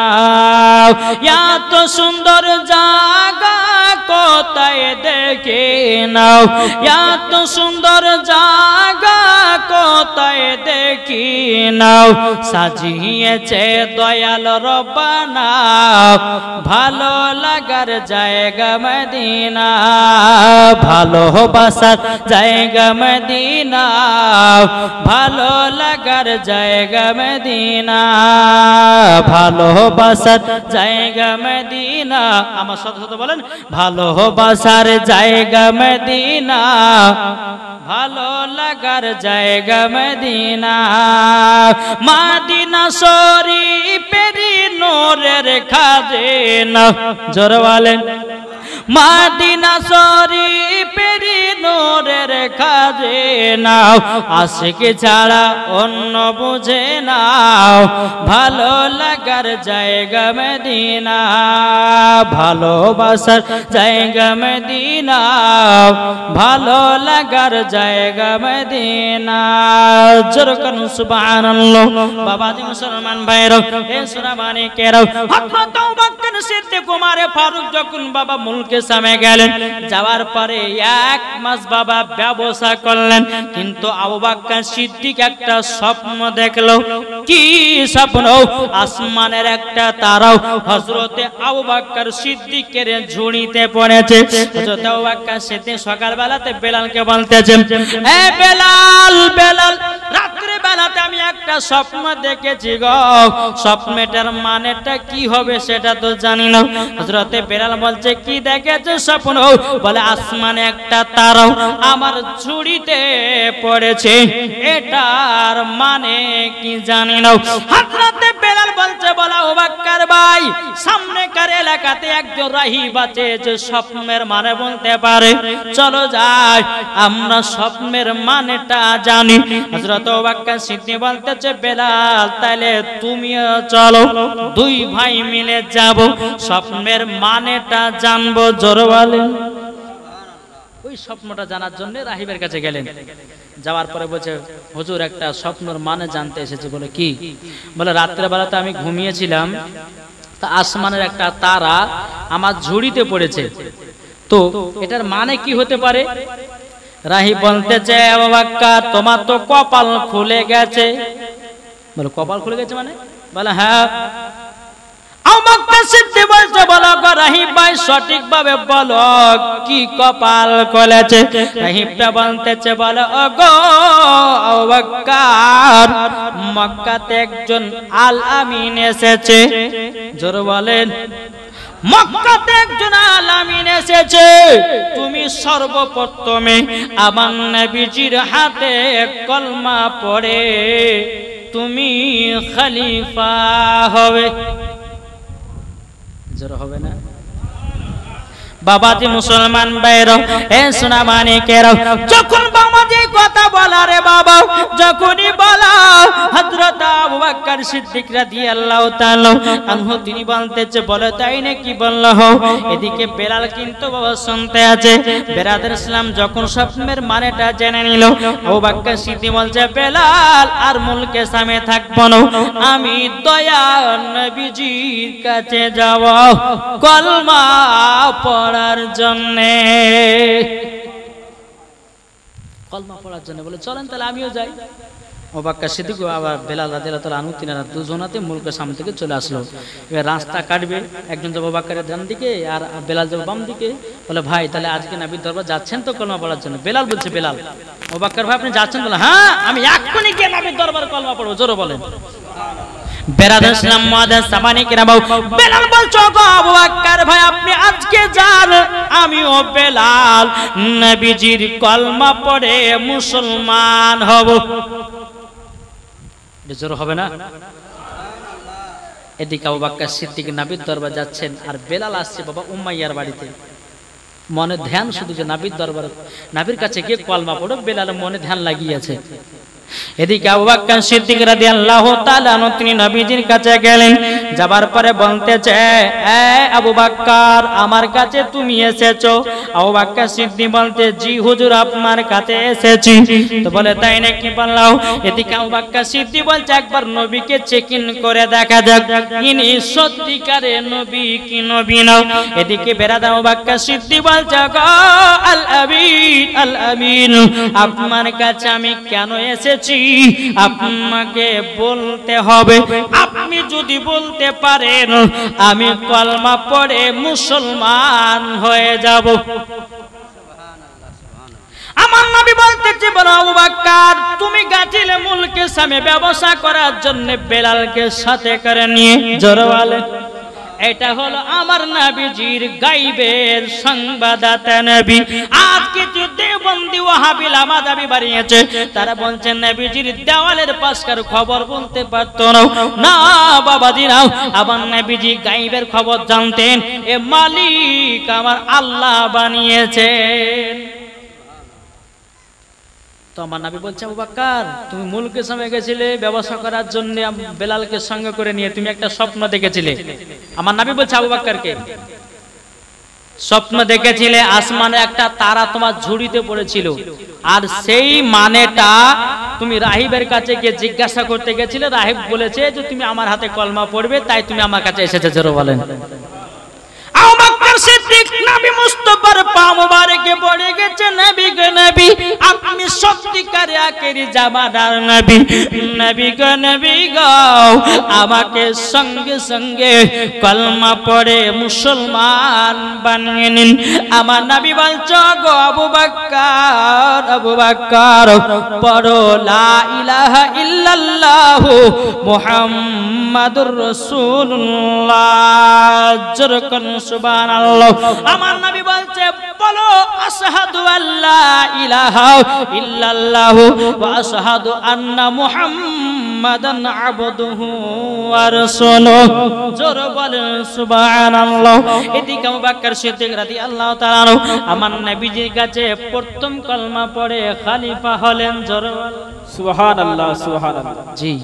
এদিকে কিন্তু বেরাদার ইসলাম বেলালের মনে কিন্তু ধুক ধুক লেগে আছে, কখন যাব নবীর কাছে কলমা পড়তে। জোরে হবে না? সুবহানাল্লাহ, সুবহানাল্লাহ। একদিন হঠাৎ করে বাবা হযরতে বেলাল রাদিয়াল্লাহু তাআলা তিনি কি করলেন, সন্ধ্যার সময়তে বাড়িয়ে গেছে নবীজির কাছে। জোরে বলেন সুবহানাল্লাহ।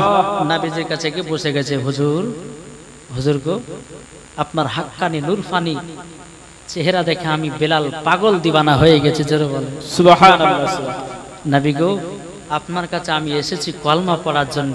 নবী গো আপনি আমাকে কলমা পড়ে মুসলমান বানিয়ে নেন। জোরে বলেন সুবহানাল্লাহ।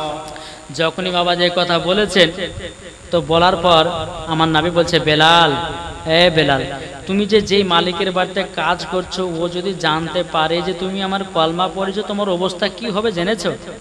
তুমি একবার ভেবেছো? বেলাল বলছেন, নবী গো ওগো রহমাতের নবী আমি তো ভাবনা চিন্তা করে আপনার কাছে এসেছি।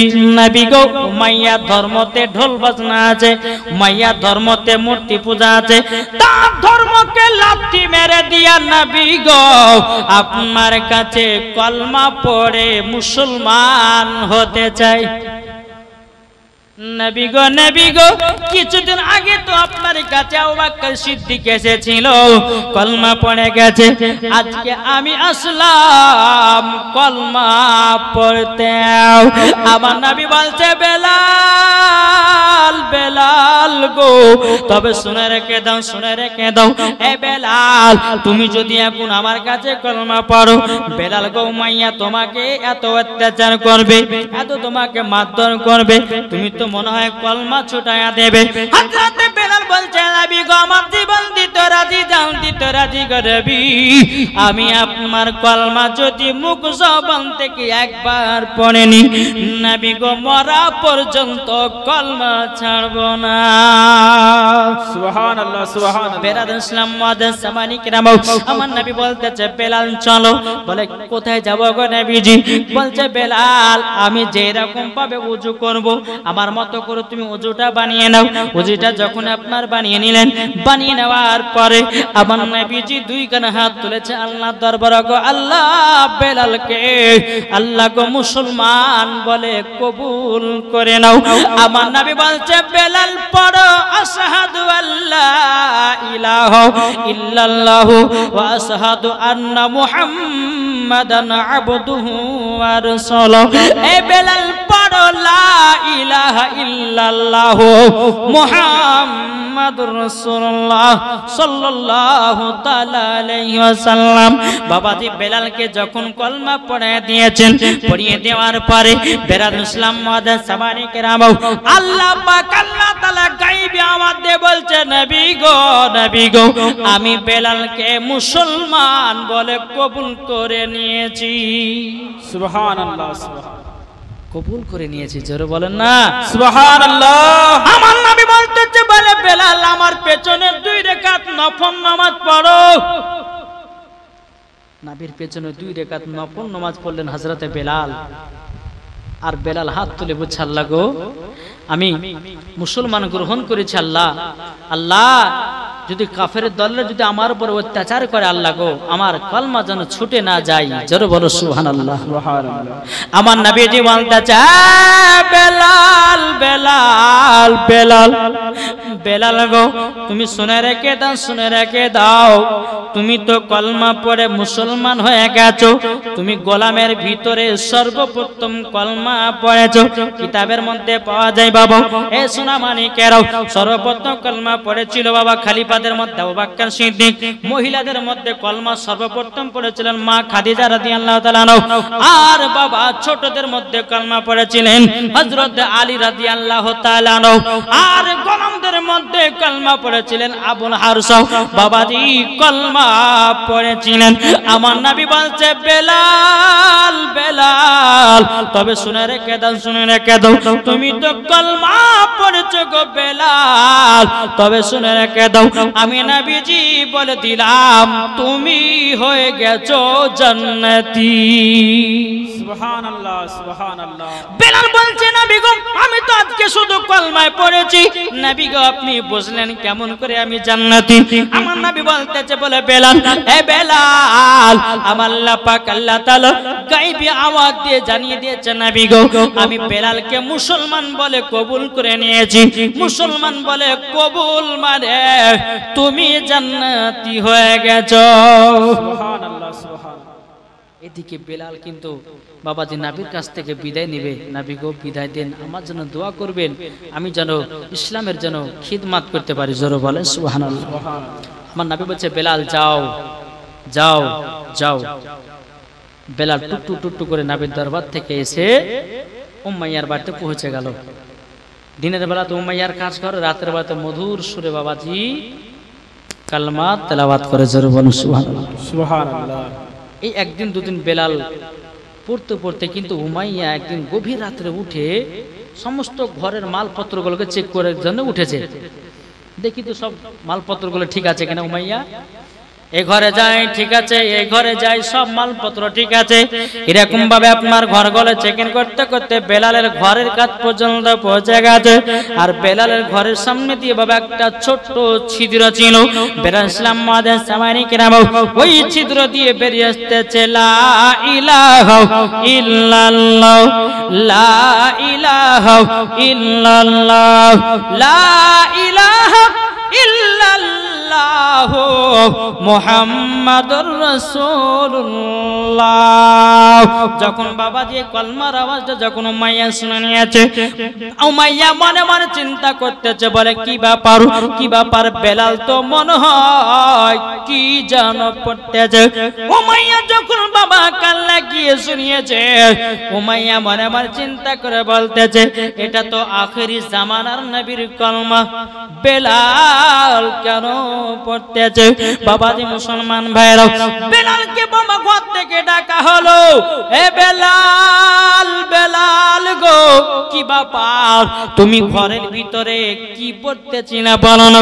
হযরতে বেলাল বলতেছে, এ উমাইয়া, আমি নবীজির কলমা পড়ে মুসলমান হয়ে গেছি। এ বাবাজি মুসলমান ভাইরা, এদিকে উমাইয়া বলছে, এ বেলাল, বেলাল তুমি অন্যায় করেছো, ভুল করেছো, তুমি নবীর কলমা কেন পড়তে গেলে? এদিকে বেলাল বলতেছে, ওগো উমাইয়া, তোমার ধর্মতে ঢোল বাজনা আছে, তোমার ধর্মতে মূর্তি পূজা আছে, তার জন্য তোমার ধর্মটাকে লাথি মেরে দিও। আমি আখেরি জামানার নবীর কলমা পড়ে মুসলমান হয়ে গেছি। জোরে বলেন না সুবহানাল্লাহ। দেখো বলতেছে, আবার এসো গো প্রেমিক বেলাল, মাদের জগতে ফিরে নতন করিয়া আদান হাকিতে কাবার মিনার পরে। আবার এসো গো প্রেমিক বেলাল, মাদের জগতে ফিরে নতন করিয়া আদান হাকিতে কাবার মিনার পরে। দিয়ে যায় পৃথিবীতে তোমার ভালোবাসা, আশিকে রাসূল তুমি হে বেলাল, তুমি যে প্রেমের নেতা। জোরে বল সুবহানাল্লাহ, সুবহানাল্লাহ। উমাইয়া বলছে, বেলাল কলমা পড়ে খুব ভুল করেছো। বেলাল বলছে, আমি ভুল করি নাই, ঠিক কাজই করেছি। জোরে বলে সুবহানাল্লাহ। আজ দেখছেন না মুসলমানদেরকে দেখছে আর বুঝে জয় শ্রীরাম বল দেয়, বুঝে না জি? যাদের মুখে দাড়ি তাদের বাবা কপালে খুব কষ্ট, টেনে সফর করছে, হে মুসলমান, হ্যাঁ বলছে আগে জয় শ্রীরাম বলা করা। তো বাবা যে মুসলমান শোনা মানি, আমাদের ইসলাম ধর্মে এমন একটা ধর্ম যে আমার নবী মুস্তাফা কাউকে জোর জবরদস্তি কলমা পড়ে মুসলমান বানায় নাই। বানিয়েছে? আরে বোকা, জোর জবরদস্তি কিছু পড়িয়ে কিছু হয়? আপনি একটা বাড়িতে বিয়ে করতে গেছেন, তো মেয়েটা আপনার পছন্দ মেয়েটাকে, কিন্তু মেয়েটা আপনাকে পছন্দ করেন না, কিন্তু আপনি বলছেন ওই মেয়েটাকেই বিয়ে করব, তাহলে কি করে হবে? দুজনও তো পছন্দ দরকার আছে, কি ঠিক না? তাহলে বাবাজি একজন পছন্দ তো হবে না। তো বাবাজি মুসলমান সোনা মানিক, তো ইসলাম ধর্ম এমন একটি ধর্ম, আমার নবী মুস্তাফা কাউকে জোর জবরদস্তি কলমা পড়ার নাই। আমার নবী মুস্তাফা নূরের চেহারা দেখে বেদিন কাফেরেরা কলমা পড়ে মুসলমান হয়ে যেত। সুবহানাল্লাহ। হযরত উমর ফারুক তিনি নবীর গর্দান কাটার জন্য তলোয়ার, উলঙ্গ তলোয়ার নিয়ে আপনার 26 বছর বয়সে উমর ফারুক বেরিয়ে গেছে নবীকে মারার জন্য, গর্দান কাটার জন্য। যখনই বাবাজি আবু জাহেল বললে, উমর তুমি যদি নবীজির গর্দান কেটে নিয়ে এসে আমার কাছে হাজির করতে পারো, তোমাকে 10 থেকে 15টা বড় তোমাকে ইনাম পুরস্কার দেওয়া হবে। উমারে ফারুক তিনি তলোয়ার নিয়ে গেলেন, নিয়ে যাওয়ার পরে বেরাদর ইসলাম আমার নবী মুস্তাফার কাছে গেছেন। যাওয়ার পরে আমার নবীজির চেহারা মোবারক দেখে উমারের হাত থেকে তলোয়ার পড়ে গেল, সঙ্গে সঙ্গে কলমা পড়ে মুসলমান হয়ে গেল। সুবহানাল্লাহ সুবহানাল্লাহ, নারায়ে তাকবীর, আল্লাহু আকবার, নারায়ে রিসালাত, ইয়া রাসূলুল্লাহ, মাসলাকে আলা হযরত, জিন্দাবাদ, নারায়ে তাকবীর, আল্লাহু নারায়ে রিসালাত। ইয়া রাসূলুল্লাহ। তাইলে বলুন আমার নবী মুস্তাফা কাউকে জোর জবরদস্তি কলমা পড়ায় নাই। জি, এটাই হচ্ছে আমাদের ইসলাম ধর্ম। জি, আমরা কাউকে জোর জবরদস্তি কলমা পড়াই না। যারা বেধর্মী, যাদের বাবাজি যারা বেধর্মী, তারা ইসলামের প্রতি আপনার আক্রমণ করতেছে, ইসলামটাকে ধ্বংস করার জন্য। শুনে রেখে দাও, ইসলাম ধ্বংস আজও পারোনি, কালও পারবে না, কিয়ামত পর্যন্ত কেউ ধ্বংস করতে পারবে না। কি বলছে? জি, ইসলাম ইসলামের জায়গাতে আছে, আর বাপের দিন নাই যে ইসলাম ধর্মকে মিটাতে পারবে। একজন ফেসবুকে আবাদি বেধর্মীতে বলছে যে ইসলামকে ধ্বংস করে দেব, মুসলমানকে ধ্বংস করে দেব। হ্যাঁ, তোমার মতো কত আগল পাগল আসলো, আবু জাহেল, উদবা, সাইবা, তারপরে আপনার বাদশাহ নমরুদ, ফেরাউন, তারা কি আজ ইসলাম ধর্মটাকে মিটিয়ে দেওয়ার কত চেষ্টা করেছে, তবু কিন্তু পারে নাই। বেরাদর ইসলাম ইসলাম ইসলামই থেকেছে, তারাই দুনিয়া তো ধ্বংস হয়ে গেছে। জি জি, ঠিক না? তাহলে বাবাজি একটু চিন্তা ভাবনা করুন, নামাজ পড়ুন, নবীকে মোহাব্বত করুন, জি নবীর সুন্নাতগুলোকে মেনে চলুন। আজ আমাদের মুসলমানদের এতটাই পরিস্থিতি খারাপ, প্রত্যেকটা মুসলমানদেরকে এখন অসুখ বিসুখে ধরতেছে। কি আমরা নবীর সুন্নাত মানি না? মাঠ থেকে আসছি হাঁটু বের করে বাবাজি গপ গপ করে ভাত খাচ্ছি, ভাত খাওয়ার সময় তো বিসমিল্লাহ আমরা ব্যবহার করি না, ভাত খাওয়ার সময় তো দস্তরখানও বিছাই না, আমরা নবীর সুন্নাতগুলোকে উঠিয়ে দিয়েছি। এখন প্রত্যেকটা মুসলমানকে অসুখে ধরছে না, ধরছে না? কারোর সুগার, কারোর ক্যান্সার, কারোর আপনার হার্টের অসুখ, কত রকমের অসুখ হতেছে। আমার নবী মুস্তাফা বলতেছে, বলে শোনো আমার সুন্নাত যাই তোমরা চলতে পারো, জীবনে তোমাদেরকে অসুখ বিসুখ হবে না। সুবহানাল্লাহ সুবহানাল্লাহ। আজ আমরা মুসলমান, সেগুলো আমরা লক্ষ্য করি না। একটু লক্ষ্য করুন আমার নবী মুস্তাফা দুনিয়াতে কি কি খাবার খেতেন, যেরকম মধু, দুধ, তারপরে বেরেছিলাম কালো জিরা, তারপরে আপনার খেজুর, লাউ, কদু, এগুলো তো আমরা মানে খাই না নাকি? আর খেলে পরে আমরা নিয়ম জানি না, কি গো জানি না। বেরাদর ইসলাম মুআদ্দাস সামানি کرام শুনেন, এখন প্রত্যেকটা মানুষের পেটের অসুখ আছে না নাই? পেটের অসুখ সবারই আছে, খাবারের নিয়ম জানে না। কিন্তু আপনাদেরকে একটা কথা বলে যাই, পবিত্র কোরআনের কথা, যে প্রত্যেকটা মানুষ যদি সকাল বেলাতে খালি পেটে যদি কালো জিরার মধু যদি খেতে পারে, তো জীবনও তাদের যৌবনকাল হারাবে না। জোরে বলেন সুবহানাল্লাহ। যে এই কালো জিরার এমন একটা গুণ আছে, প্রত্যেকটা রোগের জন্য সাফা হচ্ছে কালো জিরা। বুঝতে পারলেন না? আমার নবী মুস্তাফা বলে গেছেন। তারপরে বাবাজি পেটের জন্য, মানে পেটের পায়খানা ক্লিয়ার করার জন্য সকালবেলাতে বাসি পেট আপনার আদা খান, আদা। কি বললাম? আর আমরা কি পায়খানা না হলে পরে ডাক্তার কাছে, ডাক্তার পায়খানা হয়নি গো, এটা ওষুধ দেন না? কিন্তু ওষুধ খেতে হবে না। আপনি সকালবেলাতে উঠে আপনার 1 মাস আপনি আদা খান, দেখবেন আপনার প্রতিকার অসুখ হারিয়ে গেছে। আজ আমরা মুসলমান বাবাজি, আমার নবী মুস্তাফা সাল্লাল্লাহু আলাইহি সাল্লাম যে সুন্নতি খাবারগুলো রেখে গেছেন, আমরা তো কেউ খাই না, আমরা কেউ খাচ্ছি না, তার জন্য আমাদের অসুখ বিসুখগুলো আমাদের বেশি হতেছে। তাই মুসলমান আমার নবী মুস্তাফা যে সুন্নতি খাবারগুলো যেগুলো রেখে গেছেন আমাদের জন্য, ইনশাআল্লাহ সেগুলো খাবেন, দেখবেন অনেকটা সুস্থ থাকবেন। একবার দূর পড়ুন আল্লাহুম্মা।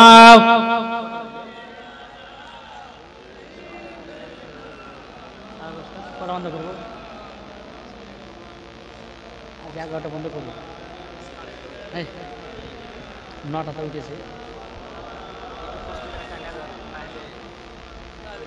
সাল্লাল্লাহু আলা মুহাম্মাদিন মুহাম্মাদ হরদম জবান পাক নামে मोहम्मद हरदम ज़बान से लिखलो पाइले निरालय गनबी पाइले निरालय। सुभान अल्लाह আমার শত শত বলেন, বলবেন তো? জি, কি অপার, শেষ করে দেবো না? শেষ করবো গো, যেটা 3 দিন হবে, একটু একটু করে বলি। ওরে বাবারে, একটা আপনাদের এখানে বেরাদ ইসলাম মদার সামানিকরা আজকে একটা পারবো না, 11টা পর্যন্ত চালাচ্ছি, ইনশাল্লাহ কালকে 12টা হবে, তারপর একটা চালাবো নাকি বলছে বেরাদ ইসলাম। আমরা এমন ভাবে জালসা শুনবো যেন ফজর নামাজ যেন কাজা না হয়। জীবন শুনতে যে ফজর নামাজে লাখ টাকা ঘুমাবা, তাহলে তো সবই গেল, কি ঠিক না? ফজর মুয়াজ্জিন বলছে হাইয়া আলা সালাহ, এদিকে বলছে ইমাম আর মুয়াজ্জিন মসজিদ চালা জ্বালাস না, ভোরবেলা এখন আমাদের ঘুম পাড়ার পালা, তাহলে সবই গেল, কি গো ঠিক না? বাবাতে মুসলমান বাইরাতে কো বলতেছে পাইলে নিরালাই গো নবী, পাইলে নিরালাই, পাইলে নিরালাই গো নবী, পাইলে নিরালাই। 2 কদমে চুমা খাবো, 2 কদমে চুমা খাবো, 2 কদমে চুমা খাবো, চরম তুলি মাগবো গায়। পাইলে নিরালাই গো নবী, পাইলে নিরালাই, পাইলে নিরালাই গো নবী, পাইলে নিরালাই। 2 কদমে চুমা খাবো, 2 কদমে চুমা খাবো, চরম তুলি মাগবো গায়। পাইলে নিরালাই গো নবী, পাইলে নিরালাই। দয়ালে নবী কত দূরে, লোহিত সাগরের তীরে, মদিনার সোনার ঘরে আছেন তিনি সর্বদাই। পাইলে নিরালাই গো নবী, পাইলে নিরালাই, পাইলে নিরালাই গো নবী, পাইলে নিরালাই। 2 কদমে চুমা খাবো, 2 কদমে চুমা খাবো, চরম দুলি মাগবো গায়। পাইলে নিরালাই গো নবী, পাইলে নিরালাই। জোর করুন সুবহানাল্লাহ। এদিকে বেরাদ ইসলাম মাইয়া বলছে বেলাল, হে বেলাল তবে শুনে রেখে দাও, শুনে রেখে দাও, তোমাকে নবীর কলমা ছাড়তে হবে। বেলাল বলতেছে বলেন না, নবীজির কলমা ছাড়ব না। এদিকে উমাইয়া একটা চাবুক নিয়েছে, বেলালকে বাবা চাবুকের বাড়ি আপনার মারতে লেগেছে বাবা। বেলালকে এত জোর জোর করে আপনার চাবুকের বাড়ি মারতে লেগেছে, মারতে মারতে মারতে বাবাজি বেলালকে জমিনে বেহুশ করে দেয়, জমিনে বেহুশ করে ফেলিয়ে দিয়েছে বাবা। হযরতে বেলালকে একটা ঘরের ভিতরে ঢুকাইয়া তালা মেরে দিয়েছে। সকাল যখন হলো, বেরাদ ইসলাম মাইয়ার মাথা গরম হয়ে গেল। কি ব্যাপার, যেই বেলাল 10 জন গোলামে থেকে একা কাজ করত, ওই বেলাল যদি নবীজির কাছে চলে যায়, এইরকম গোলাম আর পাওয়া যাবে না, যাবে না, যাবে না। এই বেলালকে নবীর কাছে যেতে দেব না, বেলালের কলমা যেমন করে হোক ছুটাতে হবে। উমাইয়া মনে মনে ভাবছে কার কাছে যাই, তো মনে মনে ভাবছে যে ইন্টারন্যাশনাল কাফের আবু জাহেল, কি গো ঠিক না? মনে হয় তাহলে আবু জাহেলের কাছে যায়।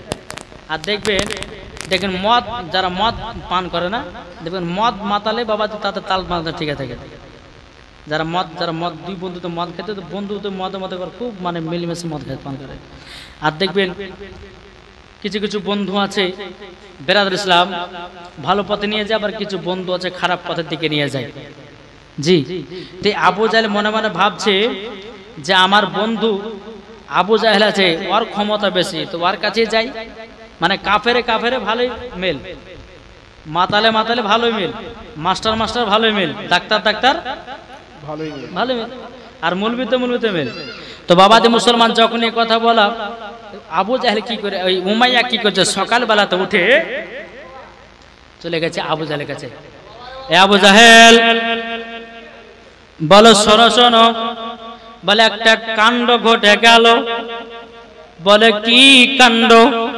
বলো কাণ্ডটা হলো এটাই যে আমার বেলাল ছিল 10 জন গোলামের থেকে একা কাজ করত।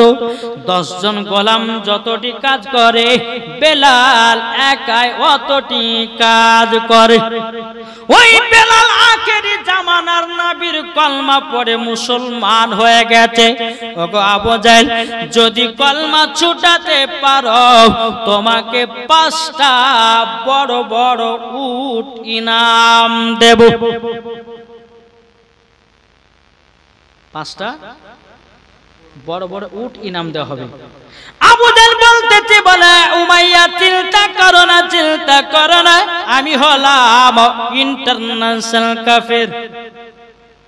কি আবু জাহেল, চিন্তা করো না, বেলালকে আমার হাতে তুলে দাও, তার কিভাবে কলমা ছুটাতে হয় ভালো করে ছুটে দেবো। ঠিক আছে, তাই হবে। যখনই বাবা দিয়ে আবু জাহেল হাতের দায়িত্ব যখন আপনার উমাইয়া দিয়ে দিল, সকাল হলো। সকাল হয়ে যাবার পরে বেলাল ইসলাম 10টা গোলামকে নিয়ে আবু জাহেল বাবা দিয়ে টুকটুক টুকটুক করে উমাইয়ার বাড়িতে যাচ্ছে। আবু জাহেল বলতেছে, উমাইয়া বেলাল কোথায় আছে বলো না, বলো না। তখন উমাইয়া বলছো, গো বেলাল, ও গো উমাইয়া, উমাইয়া কোথায় আছে বেলাল বলো বলো।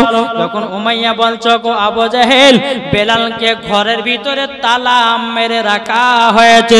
এদিকে বেলাল ঘরের ভিতরে জ্ঞান ফিরে এসেছে। বেলাল আল্লাহর কাছে দোয়া করে বলছে, আল্লাহ গো, ও গো রব্বুল আলামিন, আমি তো আখেরি জামানার নবীর কলমা পড়ে মুসলমান হয়েছি। এই কাফেরের দলেরও আমাকে যতই মারুক না কেন, আমার ঈমান যেন তত তাজা হয়ে যায়। জোর বলেন সুবহানাল্লাহ। এ বাবা যে মুসলমান ভাইরাও, বেলালের ঘরের তালা যখন বাবা খোলা হলো, খোলার পরে বেলালকে ঘর থেকে আপনার বের করেছে। আবু জাহেল বলতেছে, বেলাল, বেলাল তোমাকে নবীর কলমা ছাড়তে হবে।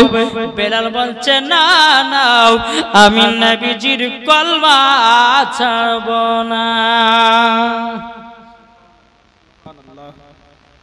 বলে ছাড়বে না, বলে না। আবু জাহেল লোভ দেখাচ্ছে, কি বলে, বেলাল তুমি যদি কলমা ছেড়ে দাও তোমাকে আমাদের লিডার বানাবো, তোমাকে টাকা পয়সা দিয়ে মালামাল করে দেব। এই বেলাল তুমি যদি নবীর কলমা ছেড়ে দাও তোমাকে জমি জায়গা দিয়ে তোমাকে বড় লোক বানায়া দেব। বেলাল বলতে, চরে আবু জাহেল, আমার টাকা পয়সা জমি জায়গা দরকার নয়, আমার নবীকে পেয়ে গেলে পরে আমার ধন্য হয়ে যাবে। সুবহানাল্লাহ, সুবহানাল্লাহ। যখন এই কথা বলা, বেলাল তাহলে কলমা ছাড়বে না, বলে না। আবু জাহেল বলতেছে, বলে বেলাল সোজা আঙুলে ঘি উঠে না, ঘি উঠাতে গেলে বেকা করতে হয়। এদিকে আবু জাহেল বলতেছে, গোলামেরা তোমরা এক কাজ করো। বলে কি কাজ? কাজটা হলো একটা বড় কড়াই গরম পানি করো। আবু জাহেলের গোলামেরা বলতেছে, আবু জাহেল গরম পানি করে কি করা হবে?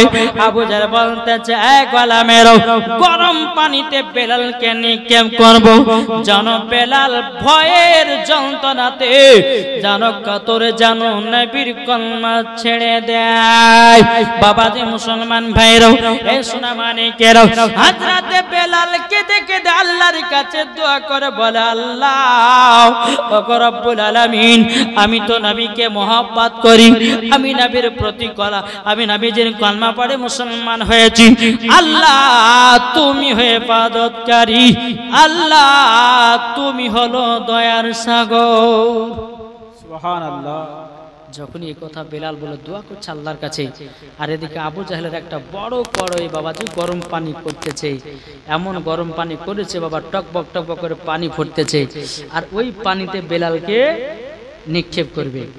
তাহলে বাবুন, সামান্য বাবা যে আমরা রোদ মাত্রা তাপমাত্রা আবার সহ্য করতে পারছি না, আর তাহলে বলুন এই গরম পানি যদি আপনার শরীর দেওয়া হয় তাহলে কি হবে?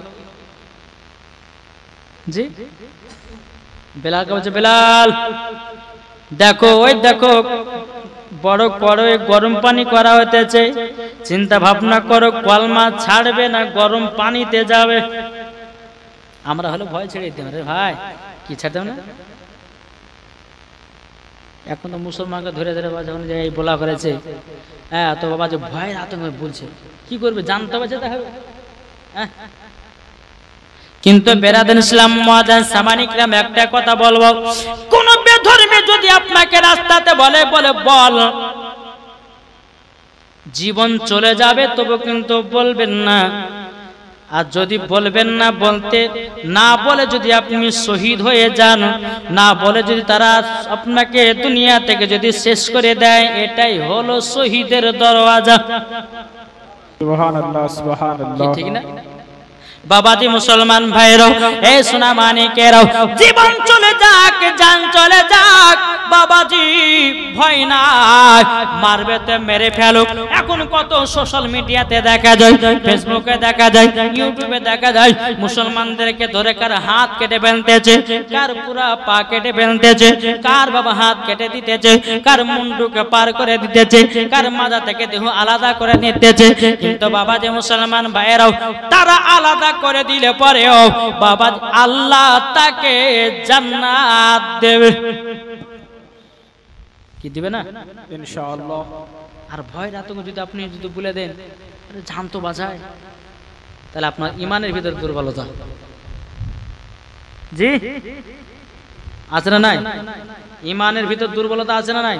আর ইমানের ভিতরে যদি দুর্বলতা থাকে তো বাবাজি, কেউ যদি মারার ধমকি দেয় তো বাবাজি ওই ইমানের দুর্বলতা থাকলে সব ভয় পালাবে। আসুন আমরা মুসলমানের জায়গায় থাকি, এমন ভাবে আমরা থাকি যেন আমাদের কেউ ক্ষতি করতে না পারে। নাকি বলছেন? আল্লাহ পাক আল্লাহ তাআলা যেন আমাদের সকলকে নবীজির আশিক, নবীজির গোলাম যেন বানিয়ে নেয়। আজ আমরা মুসলমান, আমি মায়েদেরকে বলতে চাই, মা বোনেরা শুনেন, সিরিয়াল টিরিয়াল দেখা বাদ দিয়ে খাতুনে জান্নাতের মতো নারী হন, 5 ওয়াক্ত নামাজ পড়েন, সকালবেলা কোরআন তেলাওয়াত করেন, দেখবেন ওই বাড়িতে আল্লাহর রহমত বর্ষিত হবে।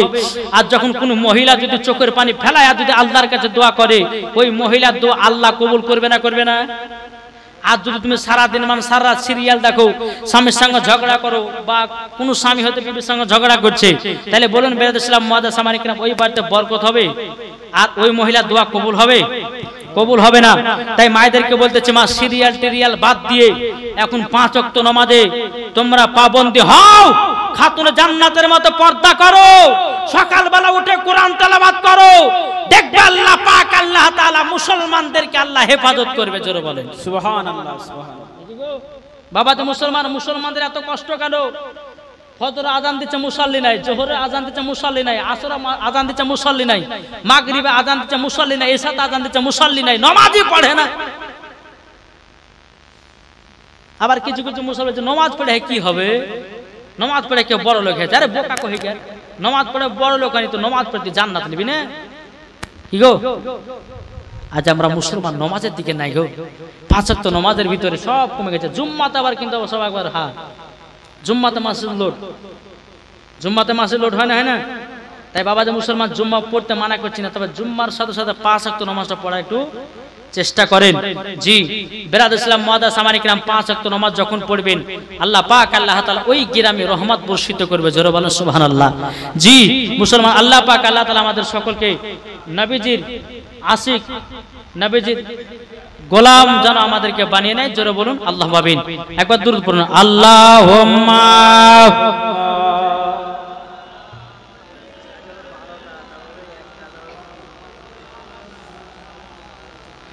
ওয়ালা আলি সাইয়্যিদিনা মাওলানা মুহাম্মদ সাল্লাল্লাহু আলাইহি সাল্লাম। বাবারা আপনারা সবাই জাকির হোসেন চৌধুরীকে দেখেছিলেন, আপনাদের মাসে ইমামতি করেছে বলে নেই গো? জাকির হোসেন চৌধুরী দেখেছিলেন না? হ্যাঁ, আমরা অনেক জায়গাতে ওনার সাথে আমরা প্রোগ্রাম করেছি। জি 8 বছর ছিল। তো বেরাদ ইসলাম মুআজ্জাজ সামানিক রাম যেখানে যাই তো বাবাজি যখন স্টেজে ওঠে, হুজুর 2 ঘন্টা টাইম দিয়েছে, তো 2 ঘন্টার ভিতরে হচ্ছে হুজুর 2.5 ঘন্টা বলেন। এই রকম ভাবে মানুষের কথা শুনতে শুনতে শুনতে বাবাজি নিজের দুনিয়া থেকে চলে গেল। আমরা নিজের চোখে দেখেছি যে নিজের চোখে আমাদের দেখা, 2 ঘন্টা টাইম দিয়েছে, মানুষজন ভালো লেগেছে, আমাকে হোক বা ওনাকে হোক 1 ঘন্টা যদি 2.5 ঘন্টা বলেন, বুঝতে পারলেন বাবা? একটা মানুষের জান আছে, কি গো? আমি তার ম্যাচিং লেজে তেল ভরলে চলবে নাকি? বলছে কি ম্যাচিং? আমি তার আপনাদেরকে 3 ঘন্টা বলতে পারবো না, বললে পরে 2 থেকে 2.5 ঘন্টা, তার বেশি করি না আমি জালসা।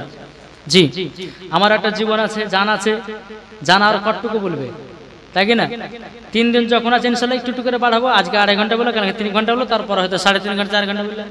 তো যাই হোক, আল্লাহ পাক আল্লাহ তাআলা আমাদের সকলকে নবীজির আশিক, নবীজির গোলাম বানান। একবার দুরূদ শরীফ পাঠ করুন। আল্লাহুম্মা সাল্লি আলা সাইয়্যিদিনা মাওলানা মুহাম্মাদ আলা আলিহি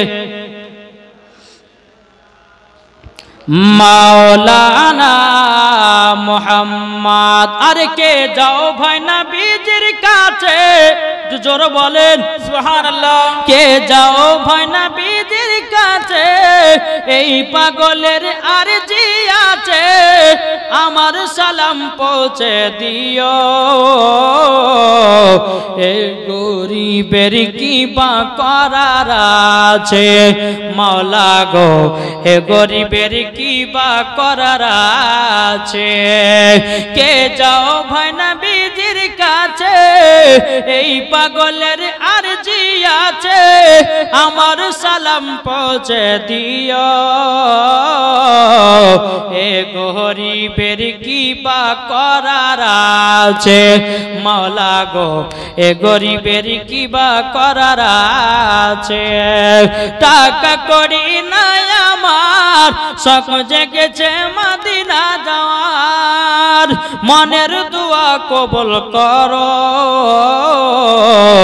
এই গরিবের কি বা করার আছে মাওলা গো, এ গরিবের কি বা করার আছে। আল্লাহুম্মা সাল্লি আলা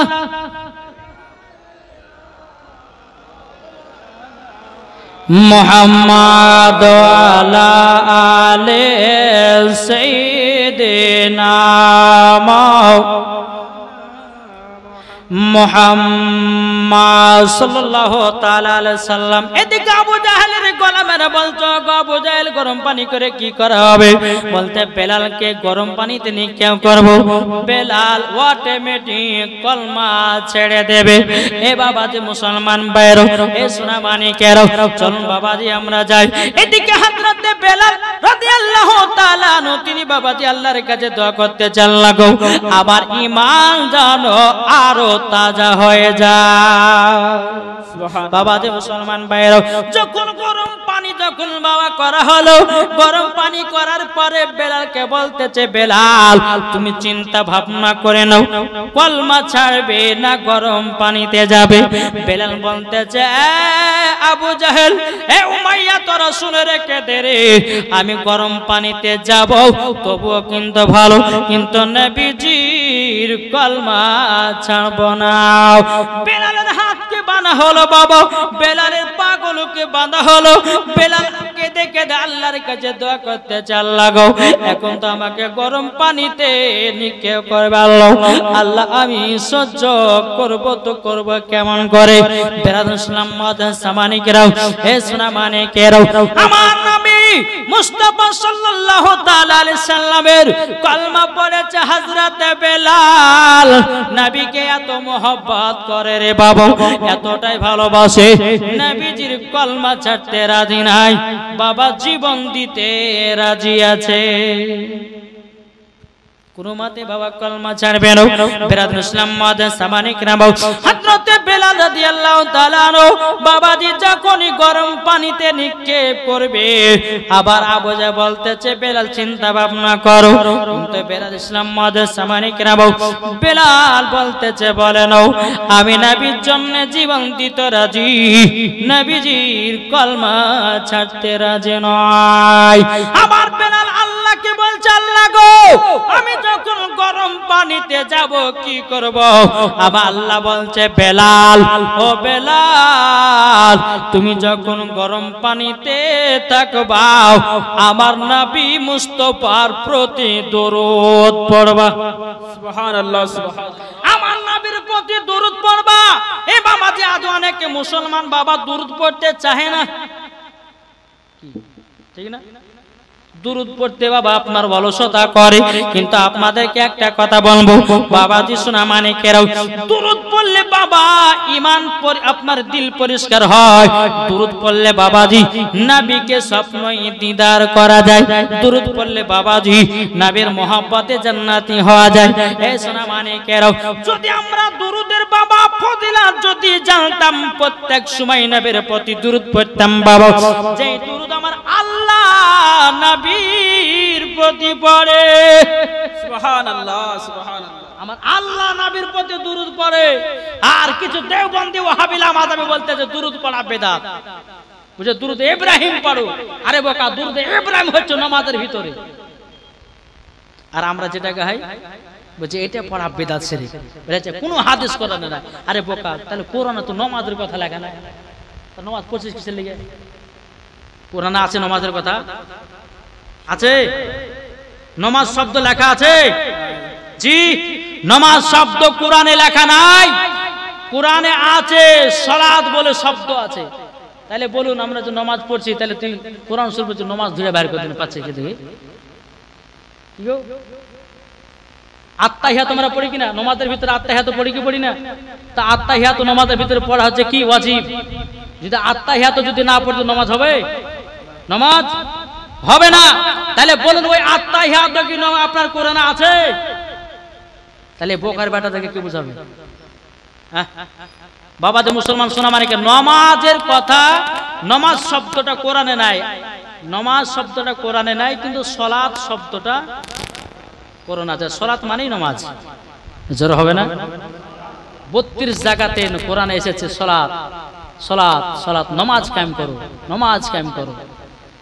বাবা যে মুসলমান সোনা মানিকে রাসূল, তো বাবা যে আজ কিছু দল বাড়িয়েছে নবীর প্রতি দুরূদ পড়তে চাই না। দেখেন, একজন আল্লাহ বালা ব্যক্তি বাবা গঙ্গার ধারে বসে বসে নবীর প্রতি দুরূদ পড়ছে। জোরে বলো সুবহানাল্লাহ। দুরূদের একটু ফজিলত বলে আপনাদেরকে। তো দুরূদ পড়ছে, দুরূদ পড়তে পড়তে বাবা যে একটা ডাঙার মাছ উঠে ওই আল্লাহ বালার ব্যক্তির মুখ থেকে দুরূদ শুনতেছে। জোরে বলেন। দুরূদ শুনতে শুনতে ওই আল্লাহ বালা ব্যক্তিটা গঙ্গার ধারে বসে বসে এক নয়, দু নয়, তিন নয়, এক মাস দুরূদ পড়েছে। কত? এক মাস। মাসটা ওই এক মাস দুরূদ শুনেছে। মাসটা দুরূদ পড়েনি, শুনেছে। বেরাদান ইসলাম, একটা মাছ এসে বাবাজি জাল নিয়েছে, বাবা গঙ্গাতে আপনারা জাল পেনিয়েছে। বাবাজি মাছটা ওই জালের ভিতরে আটকা পড়েছে। মাছটা জালের ভিতরে আটকা পড়েছে। বাবাজি মাছটা বাড়িতে গিয়ে বিবিকে বলছে, বিবি ভালো করে বাছাই করো, তেল দিয়ে ভালো করে ভাজা করো, এই মাছটা দিয়ে আমি 2 মুঠো ভাত খেতে চাই। বেরাদান ইসলাম মাদাসামানি কেরাম, তিনার বিবি আপনার ভালো করে মাছটাকে বাছাই করতেছে। বাবাজি মুসলমান ভাইরো, এদিকে কড়াই বাবা তেল দিয়েছে, তেল দিয়েছে। তেল দেওয়ার পরে মাছটাকে যেমনই তেলে ছেড়ে দিয়েছে, আল্লাহর কি কুদরত, মা জীবিত হয়ে গেছে। মা জীবিত হয়ে গেছে রে বাবা। এখন যারা বেধর্মী আছে, যারা বিশ্বাস করে না বাবা, তারা বলবে যে এই ঘটনা আবার প্রতিকার ঘটনা। বাবাজি এই ঘটনাটা লেখা আছে বাবাজি তাজকিরাতুল আউলিয়া। এ বাবাজি মুসলমান ভাইরা, এ সোনা মানিকেরাও, যখন বাবা এই মাছটা যখন আপনার কিনা তেলে ছেড়ে দিয়েছি, কিনার বিবি আপনার মাছটাকে বাবা ভাতে আছে, ভাতে আছে, জীবনে ভাজা হয় না। মাছ শুধু বাবা জিন্দা হয়ে লাফালাফি করতেছে। জোরে বলুন না সুবহানাল্লাহ। বাবাজি তিনার স্বামী এসে বলছে, বিবি তুমি কি মাছটা রান্না করেছো নাকি? বলে মাছটা তো রান্না করতে পারি নাই। বলে কেন? বলে স্বামী গো চলেন রান্নাঘরে, চলেন দেখবেন তো। বাবাজি মুসলমান, ওই মাছটা জানো গরম তেলে বাবা আপনার লাফাতেছে বাবা। এদিকে আপনার মাছুয়াটা বলতেছে, ও গো বিবি মাছটাকে তুলো, এই মাছটাকে নিয়ে একজন আল্লাহ বালা ব্যক্তির কাছে যাব। যাবার পরে বেরাদান ইসলাম মাদাসামানি কিরাম জিজ্ঞাসা করব, মাছটা কেন ভাজা হয় না? জোরে বলুন না সুবহানাল্লাহ। ওই মাছুয়াটা কি করেছে বাবাজি, মাছটাকে নিয়ে টুক টুক টুক টুক করে বাবা আল্লাহর ওলির কাছে গেছেন। যাবার পরে বলতেছে, গো আল্লাহর ওলি এই মাছটা কেন ভাজা হয় না?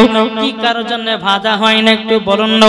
আল্লাহর ওলিটা বলতেছে বলো গো বাজাও এই মাসটা নবীজির দুরূদ শুনেছে জোর বলে সুবহানাল্লাহ সুবহানাল্লাহ এই মাসটা নবীজির দুরূদ শুনেছে তার জন্য জিন্দা জিন্দাই হয়ে গেছে এ মাসটা তেলে ভাজা হবে না এ মাসটা নবীর প্রেমিক হয়ে গেছে তাহলে বুঝুন নবীর প্রতি দুরূদ শুনেছে মাছ অমনি বাবাজি কি হয়েছে জিন্দা আমার আল্লাহ বলতেছে এ বেলাল তোমাকে যখনই গরম পানিতে নিক্ষেপ করবে আমার নবীর প্রতি দুরূদ পড়তে থাকবা তুমি কষ্টটুকু অনুভব করতে পারবা না জোরে বলে বিরাদর ইসলাম মুআদ্দাস সামানিকেরা এই সূরা মানিকেরা হযরত বেলাল রাদিয়াল্লাহু তাআলা আনহু বাবাজি তিনি আপনাকে গরম পানিতে নিক্ষেপ করবে বাবাজি আবার আবু জাহেলের দলেরা বলতেছে হে বেলাল দেখো চিন্তা ভাবনা করে দেখো যদি তুমি গরম পানিতে যাও তোমার শরীরের চামড়া ঠিক থাকবে না তোমার শরীরের মাংস ঠিক থাকবে না তোমার হাড় গোটিগুলো আলাদা আলাদা হয়ে যাবে এদিকে বেলালকে ভয় দেখাতেছে বাবা বেলাল বলতেছে হে আবু জাহেল উমাইয়া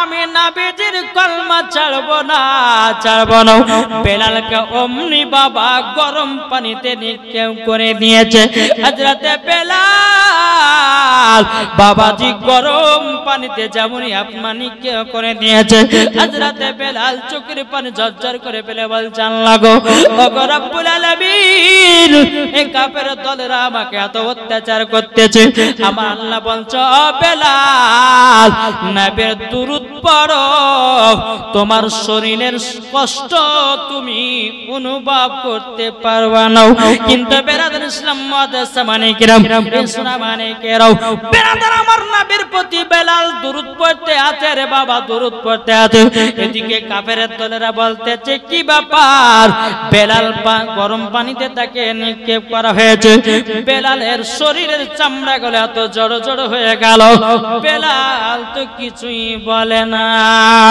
বেলাল তো কিছুই বলে না বেরাদার ইসলাম মুআদ্দাস সামানিকেরা আবু জাহেল বলতেছে বলে বেলাল বেলাল বলো বলো কলমা ছাড়বে কি নাও বেলাল বলতেছে বলে না না আমি নবীজির কলমা ছাড়তে রাজি না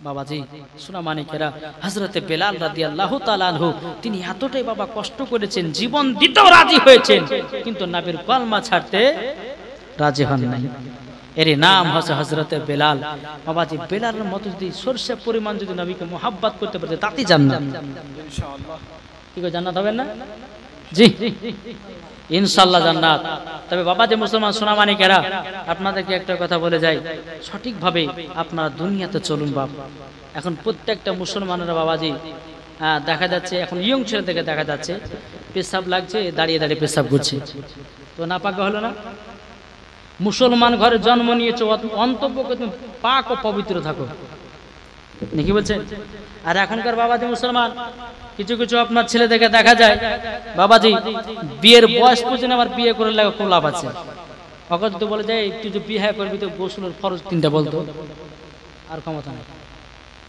জি মুসলমান ঘরে জন্ম নিয়েছো কমসে কম গোসলের ফরজ গুলো জানো ইমামের কাছে গিয়ে টাইমটাকে নষ্ট করো না ফ্রি ফায়ার পাবজি খেলিও না এদিকে যুবকের ফ্রি ফায়ার খেলে না আমাদের ওই ভগবান গুলোর কথা বলছে বলে বাবা যে মুসলমান সোনা মানিক তাই বলতে চাই যে সঠিক পথে চলুন সঠিক রাস্তাটা আপনি বেছে নিন দেখবেন আল্লাহ পাক আল্লাহ তাআলা আপনাকে হেফাজত দান করবে জোরে বলো সুবহানাল্লাহ আর এদিকে নামাজ নাই রোজা নাই নবীর সুন্নাত নাই এদিকে ফ্রি ফায়ার পাবজি লিয়ে মাইতে আছি এদিকে গেম লিয়ে মাইতে আছি এদিকে জুয়া লিয়ে মাইতে আছি মদ তাড়ি লিয়ে মাইতে আছি আল্লাহ পাক আল্লাহ তাআলা মুসলমানকে হেদায়েত করবে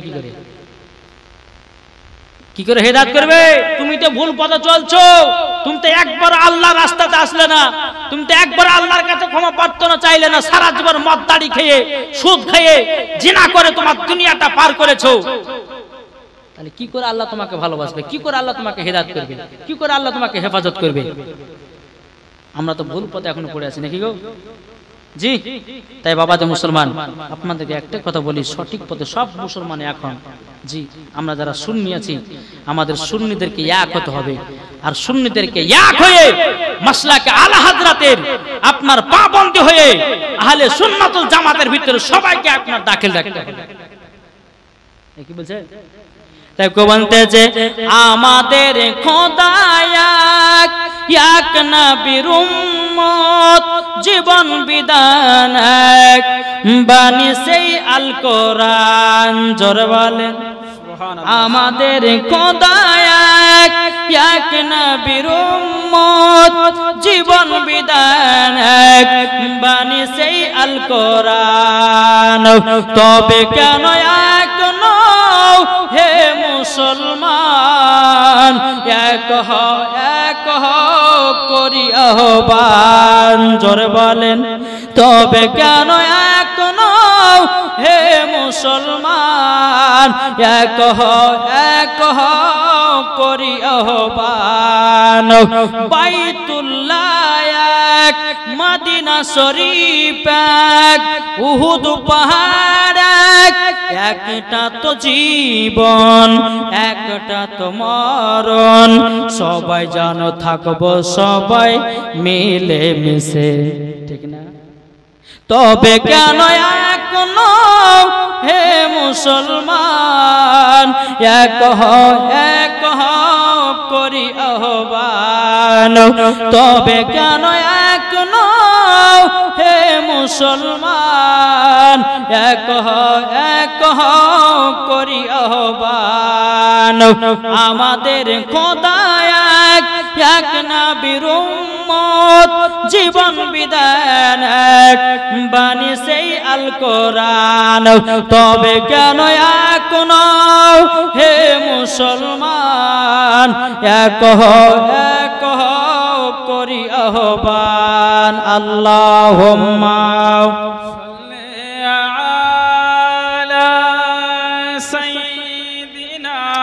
মাওলানা মুহাম্মদ আলা সাইয়্যিদিনা মাওলানা মুহাম্মদ সাল্লাল্লাহু তাআলা আলাইহি সাল্লাম। এদিকে আবু জার উমাইয়া দেখতেছে কি ব্যাপার, বেলালের শরীর তো সব জড়জড় হয়ে গেল, তবুও তো বেলালের মুখ থেকে যেন কলমার আওয়াজটা যেন শুনতে আছে।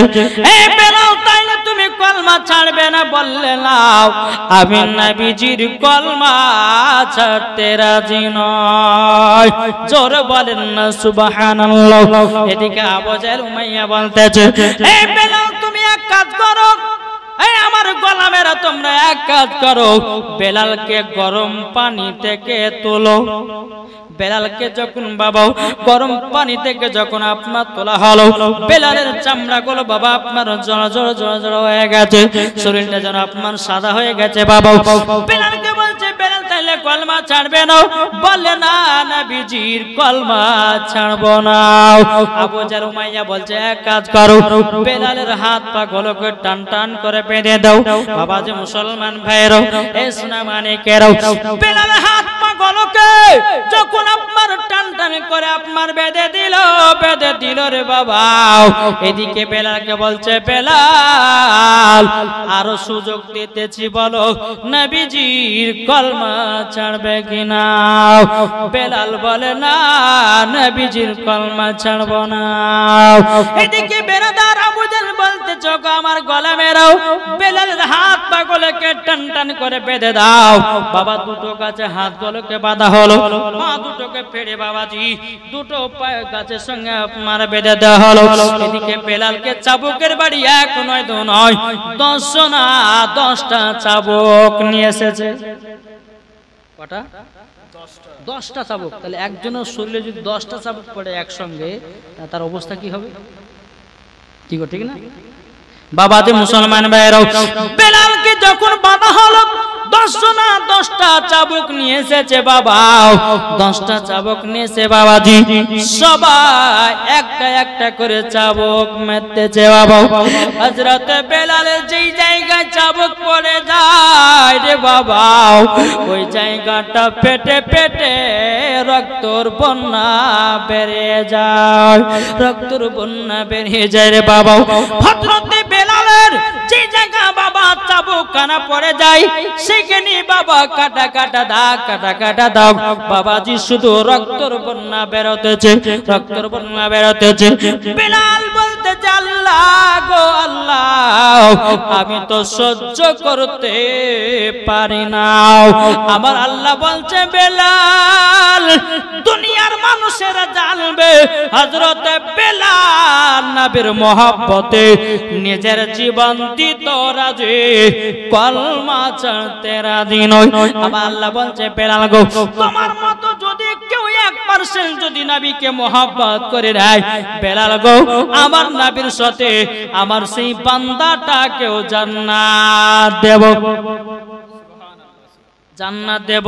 বেরাদুল ইসলাম মুআজ্জাজ সামানিকেরাও, এ সুরামানিকেরাও, হযরতে বেলাল রাদিয়াল্লাহু তাআলা আনহুকে যখন বাবা চাবুকের বাড়ি মারতে মারতে মারতে বাবা বেলাল যেন মাথা কানা ঝুঁকায়া দিয়েছে রে বাবা।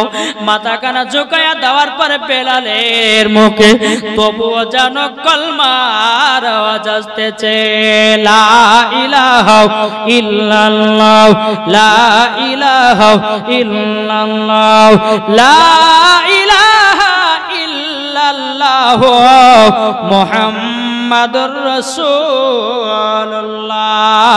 জোরে বলেন সুবহানাল্লাহ।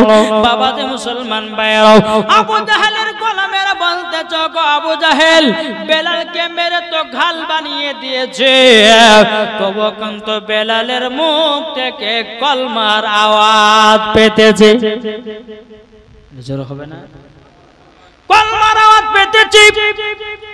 আবু জাহেল বলতেছে এক কাজ করো, বেলালকে তো চাবুকের বাড়ি মেরে রক্তের বন্যা বইয়ে দিয়েছো, তবে এক কাজ করো, একটা বাটিতে লবণের গুঁড়া নিয়ে এসো আর একটা বাটিতে মরিচের গুঁড়া নিয়ে এসো। বেরাদুল ইসলাম মুআজ্জাজ সামানিকেরাম, একটা বাটিতে লবণ আর একটা বাটিতে মরিচ নিয়ে আসার পরে বাবা যে মুসলমান ভাইরাও, আবু জাহেল বলতেছে বলো গো গোলামের এক কাজ করো, বেলালের যে জায়গা গুলো ফাটা ফাটা দাগ, ফাটা ফাটা দাগ, ওই দাগ গলনে লবণে ছিটা দাও, জ্বালা যন্ত্রণাতে বেলাল কলমা ভুলে যাবে। কখনো সম্ভব? জি সম্ভব নয়। বাবা যে মুসলমান ভাইরাও, এ সুনামানিকেরাতে আপনাদেরকে বলতে চাই রে বাবা, হযরতে বেলালের যে কাটা কাটা দাগ, কাটা কাটা দাগ, রক্তের বন্যা বেরোতেছে বাবা, লবণ ছিটা দেবে। এদিকে আবু জাহেল বলতেছে বেলাল, একবার শুধু তুমি কলমা ছেড়ে দাও, কলমা ছেড়ে দাও। তুমি যদি কলমা ছেড়ে দাও, আমি তোমাকে নিয়ে যাব বড় কবিরাজের কাছে, তোমার শরীর সুস্থ হয়ে যাবে। আগতে বাবা ওষুধ পানি আপনার কিছু ছিল না বাবা, গাছপালাকে বেটে বেটে আপনার লাগাতো, খেতো, ভালো হয়ে যেত। বেরাদুল ইসলাম মুআজ্জাজ সামানিকেরাও, এদিকে আবু জাহেল বলতেছে বেলাল, একবার শুধু বলো কলমা ছাড়বে কিনা, যদি কলমা ছেড়ে দাও তোমাকে বড় কবিরাজের কাছে নিয়ে যাব, বড় কবিরাজের কাছে নিয়ে যাব। বেলাল বলতেছে বলে আমি নবীজির কলমা ছাড়তে রাজি নয়। জোরে বলেন না সুবহানাল্লাহ। দেখো বলতেছে গোলামারে মুস্তাফা জান দেने से नहीं डरते, सर कट जाए ना जाए कुछ परवाह नहीं करे। যারা গোলামারে মুস্তাফা হয়ে যাবে, নবীর জন্য জান দিবে, প্রাণ দিবে, সব দিতে রাজি, কিন্তু বাবা নবীজির কলমা ছাড়তে রাজি নয়। বাবা যে মুসলমান যখন বলে বেলাল তাহলে কলমা ছাড়বে না, না আবু জাহেল বলছে কাজ করো, মরিচটা নিয়ে এসো, লবণটা নিয়ে এসো, বেলালের যে জায়গাগুলো কাটা কাটা দাগ ওগুলো লবণের ছিটা দেবো, মরিচের ছিটা দেবো। আচ্ছা বলুন, সামান্য আমাদের হাতের আঙুল যদি কেটে যায় তো বাবা যে মুসলমান, তো ওই আঙুলটা দিয়ে কিন্তু আমরা ভাত খেতে পারি না, জ্বালা যন্ত্রণা করে না? সামান্য একটুখানি কেটে গেলে, লবণ টেকে গেলে যন্ত্রণা করে, ঝাল থেকে গেলে যন্ত্রণা করে, তাহলে বলুন বেলালের শরীরে যে এত কাটা কাটা কাটা কাটা দাগ, তাহলে বলুন না যদি লবণের ছিটা দেয় কত না জ্বালা যন্ত্রণা হবে, কি ঠিক না? ইনশাআল্লাহ কাল আবার এখান থেকে শুরু হবে। একবার তো পড়ুন আল্লাহুম্মা সাল্লি আলা সাইয়্যিদিনা মাওলানা মুহাম্মাদ আলা আলি সাইয়্যিদিনা মাওলানা মুহাম্মাদ মুহাম্মাদ সাল্লাল্লাহু আলা মুহাম্মাদিন সাল্লাল্লাহু আলা মুহাম্মাদ হরদম জবান সিনে কালো পাক নামে মুহাম্মদ সাল্লাল্লাহু আলাইহি ওয়াসাল্লাম। বাবাজি শুনেন, কালকে যারা যারা আসবেন দু একটা করে বন্ধু বান্ধবকে বাঁধিলে মা খালা এত কম করে মা গো, এই গ্রামে কি মা বোনেরা নাই নাকি? কালকে সবার বান্ধবীকে বন্ধুকে যা যা আছে সবাইকে ডেকে লেসবেন ইনশাল্লাহ। কালকে বেশি যেন লোক দেখতে পাই নাকি বলছে। হ্যাঁ, এমন জায়গাতে বাবাজি এসেছি বেরাদুল ইসলাম মাদার সামানিকরাও, এমন জায়গাতে আমি এসেছি বাবাজি, প্রথম আমি এই লোক পেলাম। আমার জালসাতে কমসে কম বাবাজি 20,000 30,000 করে মানুষ থাকে। কত বললাম? 20,000 30,000। হ্যাঁ, তো কই আজ হচ্ছে না, মানে লাস্টের দিন খিচড়ি খাওয়ার লেগে আসবে। হ্যাঁ বুঝে গেছে, লাস্টের দিন দেখবেন খিচড়ি খাবার। কালকে যে আপনার নসিপুর ফুরকানা মাদ্রাসা বাবা গেছিলাম উরুসে, বুঝলেন তো, উরুসের সময় বাবা দেখলাম যে হ্যাঁ লোকজন আছে, মা বোনারা কেউ না, যখনই বলেছে বিরিয়ানি দিবে অমনি বাদে ঘুম থেকে চোখ কচলা কচলা আসে বাবা থালা হাতে। আর ওদের জালসা শুনতে ওদেরকে ভালো লাগে না। দেখবেন এই জালসা যেদিন শেষ দিন হবে, যেদিন বলে যে খিচড়ি বিরিয়ানি দিবে, সেই দিন আবার লোড হবে দেখবেন। কিন্তু এই দুদিন লোক পাওয়া যাবে না। তো বাবাজি হ্যাঁ বিরিয়ানি নাই লোক হবে না, আর যদি বলছে হ্যাঁ বিরিয়ানি হবে তাহলে লোক হতো। তো বাবাজি মুসলমান যাই হোক, আল্লাহ পাক আল্লাহ তাআলা আমাদের সকলকে সঠিক রাস্তায় চলার তৌফিক দান করে, জোরে বলে আল্লাহ আমিন। ইনশাআল্লাহ কালকে আপনারা আসবেন, দু একটা বন্ধু বান্ধবকে বেঁধে নিয়ে আসবেন নাকি বলছে, সঙ্গে করে নিয়ে আসবেন। এই মাহফিলে জান্নাতি বাগানে বসলে কি না গুনাহ নাকি আছে। আপনি যদি নিয়ে আসতে পারেন আপনার বন্ধুকে নিয়ে এসে যদি বসাতে পারেন, তা আপনিও নাকি পাবেন, আপনার বন্ধু নাকি পাবে। বাবাদের মুসলমান যাই হোক, আপনাদের কাছে অনুরোধ, কালকে একটা একটা করে বন্ধুদেরকে বাঁধে আসবেন। আমার মায়েদেরকে বলে মা বোনেরা আপনারাও বেঁধে নিয়ে আসবেন। যাই হোক, আমার বক্তব্য এখান থেকে সমাপ্ত করলাম। মামা আলাইনা ইল্লাল বালাগ।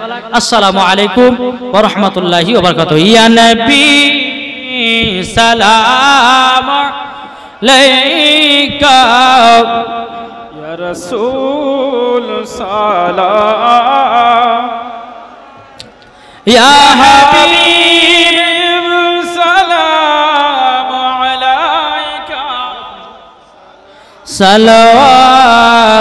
সালাওয়াতুল্লাহ আলাইকা, ও গদরদি